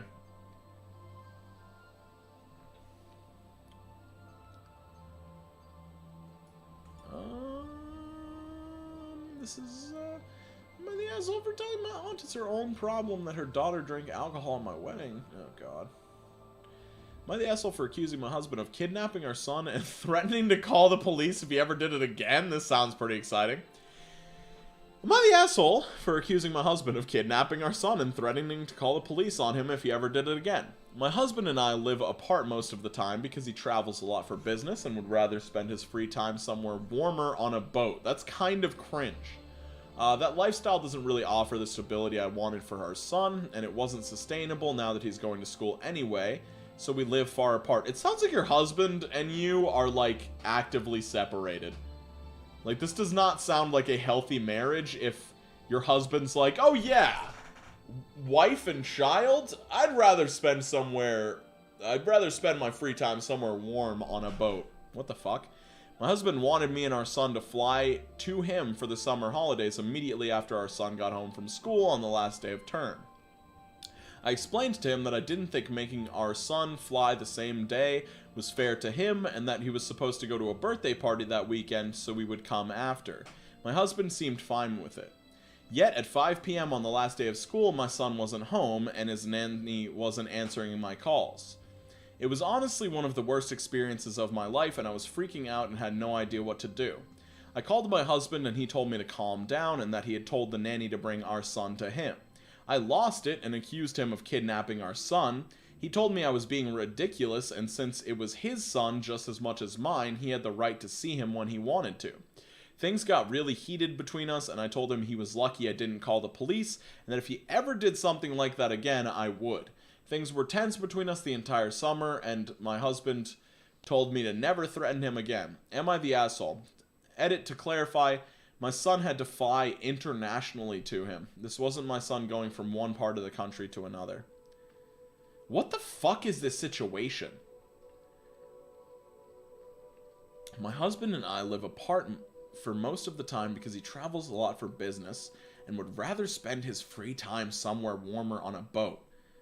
Like, does your husband even care about, like, being your husband or the father of this child? Like, and yeah, like, not telling the mom at all that the kid was gonna be, like, getting on a plane and leaving the country. That is definitely extremely just shocking and not cool. How is this everyone sucks? Everyone sucks here. He is right. If you aren't divorced and don't have legal custody agreement, he can take his child anywhere he wants without telling you, and you can do the same. What he did was not right. He should have called you and told you where your child was. At the same time, threatening and accusing him like you did is unfair. Yeah, I don't know about that. This person deleted their account, so that's how you know it's not the best take, but in my opinion, this is just not a sufficient, like, this is just not a good situation.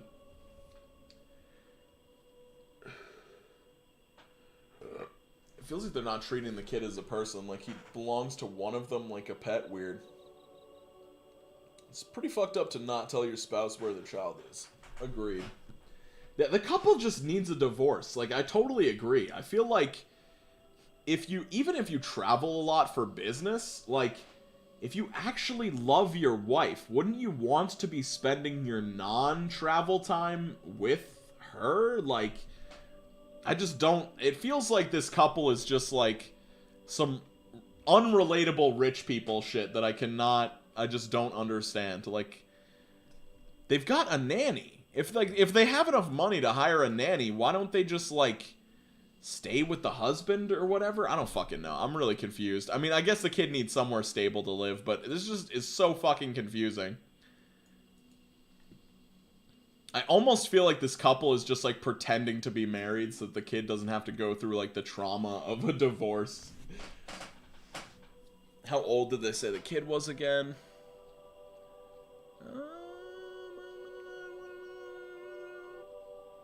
I don't know. They actually do not say. It just says the last day of school. That actually would help a lot.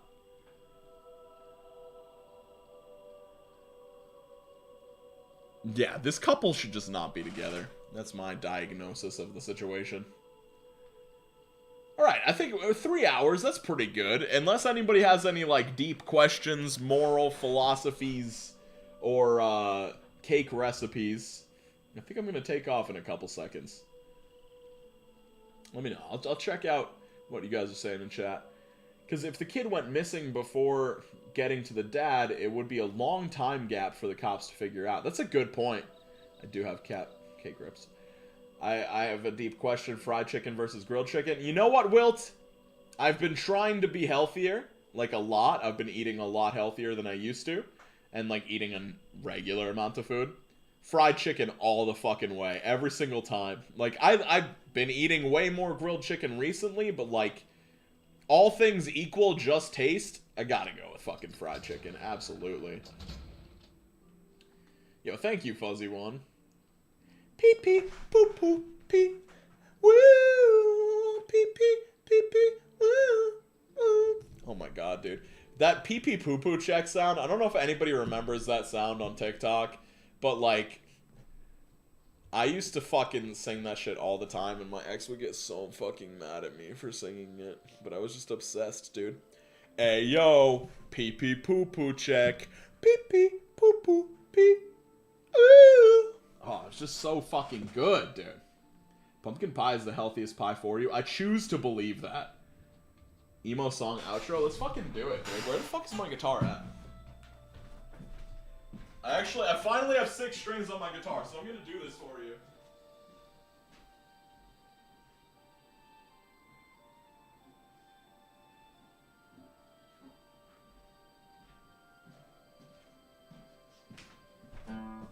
Oh god. Oh no! Is this out of tune?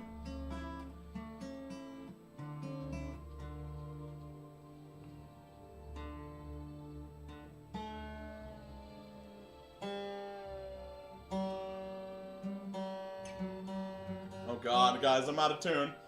Yo, who just donated $5? Thank you so fucking much. Kitty Smith!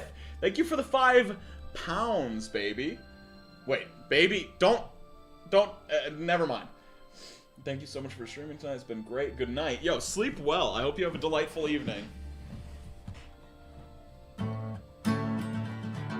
Okay, one sec. One sec, I need a pick, guys. This is the end of the stream. Everybody's gonna leave anyway, so if you're still here, you're special and I love you.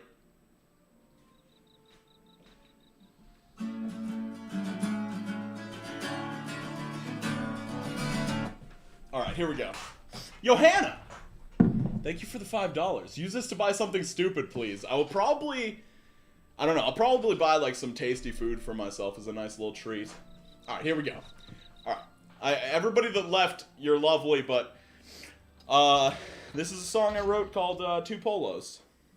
Or it's actually called I Bought Two Polos, but here we go. That's so out of tune.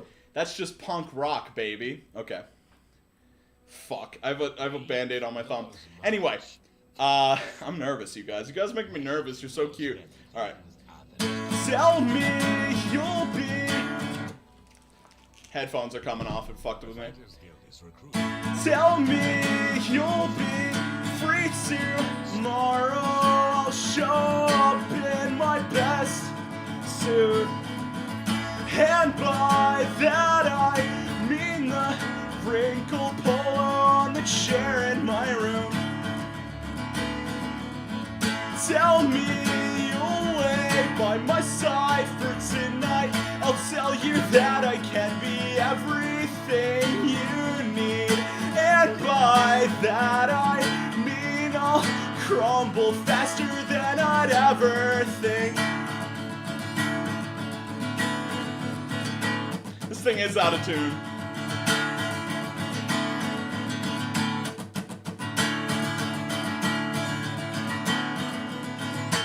This intro did not even... Tell me you'll live in this house till the end of the lease or the end of our lives. Tell me you'll hold my hand when we can't pay the rent and we both work nights so we don't ever see the daylight. Oh, I thought they would make it. I thought we would make it. I thought we would. Oh, I thought we would make it. I thought we would make it. I thought we would make it. That shit was out of tune as fuck. Whoever said that at the beginning of the song, I should have listened to you and fucking tuned up a little bit.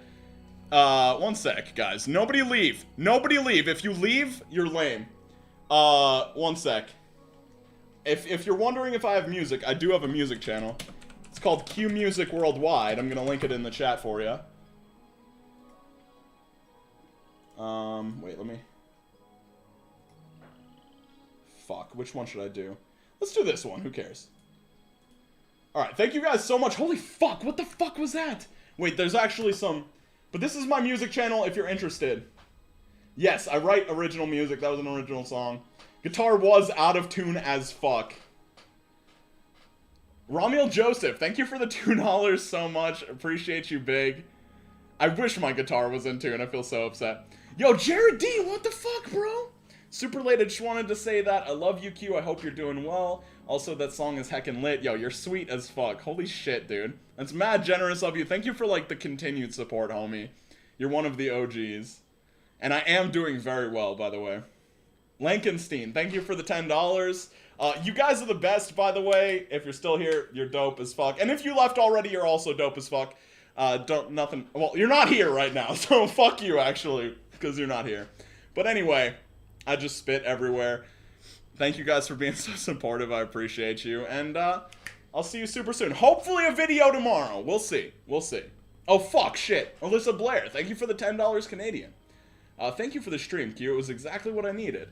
Also, your weight loss journey inspires me to keep going with mine. Amazing song, too. Yo, thank you so much, Alyssa. And, good luck on your journey. Remember to, like, make it about, like, healthy habits and stuff. And you know, feeling good and shit like that. Because I've been going through, like, a little bit of a plateau with the scale. And it's been sort of, like, I don't know, bumming me out. But I'm trying to keep it about, you know, getting healthier, getting better at basketball, feeling better, all that good stuff as well. So, drink water, skate on the best of your abilities, and I'll see you super soon.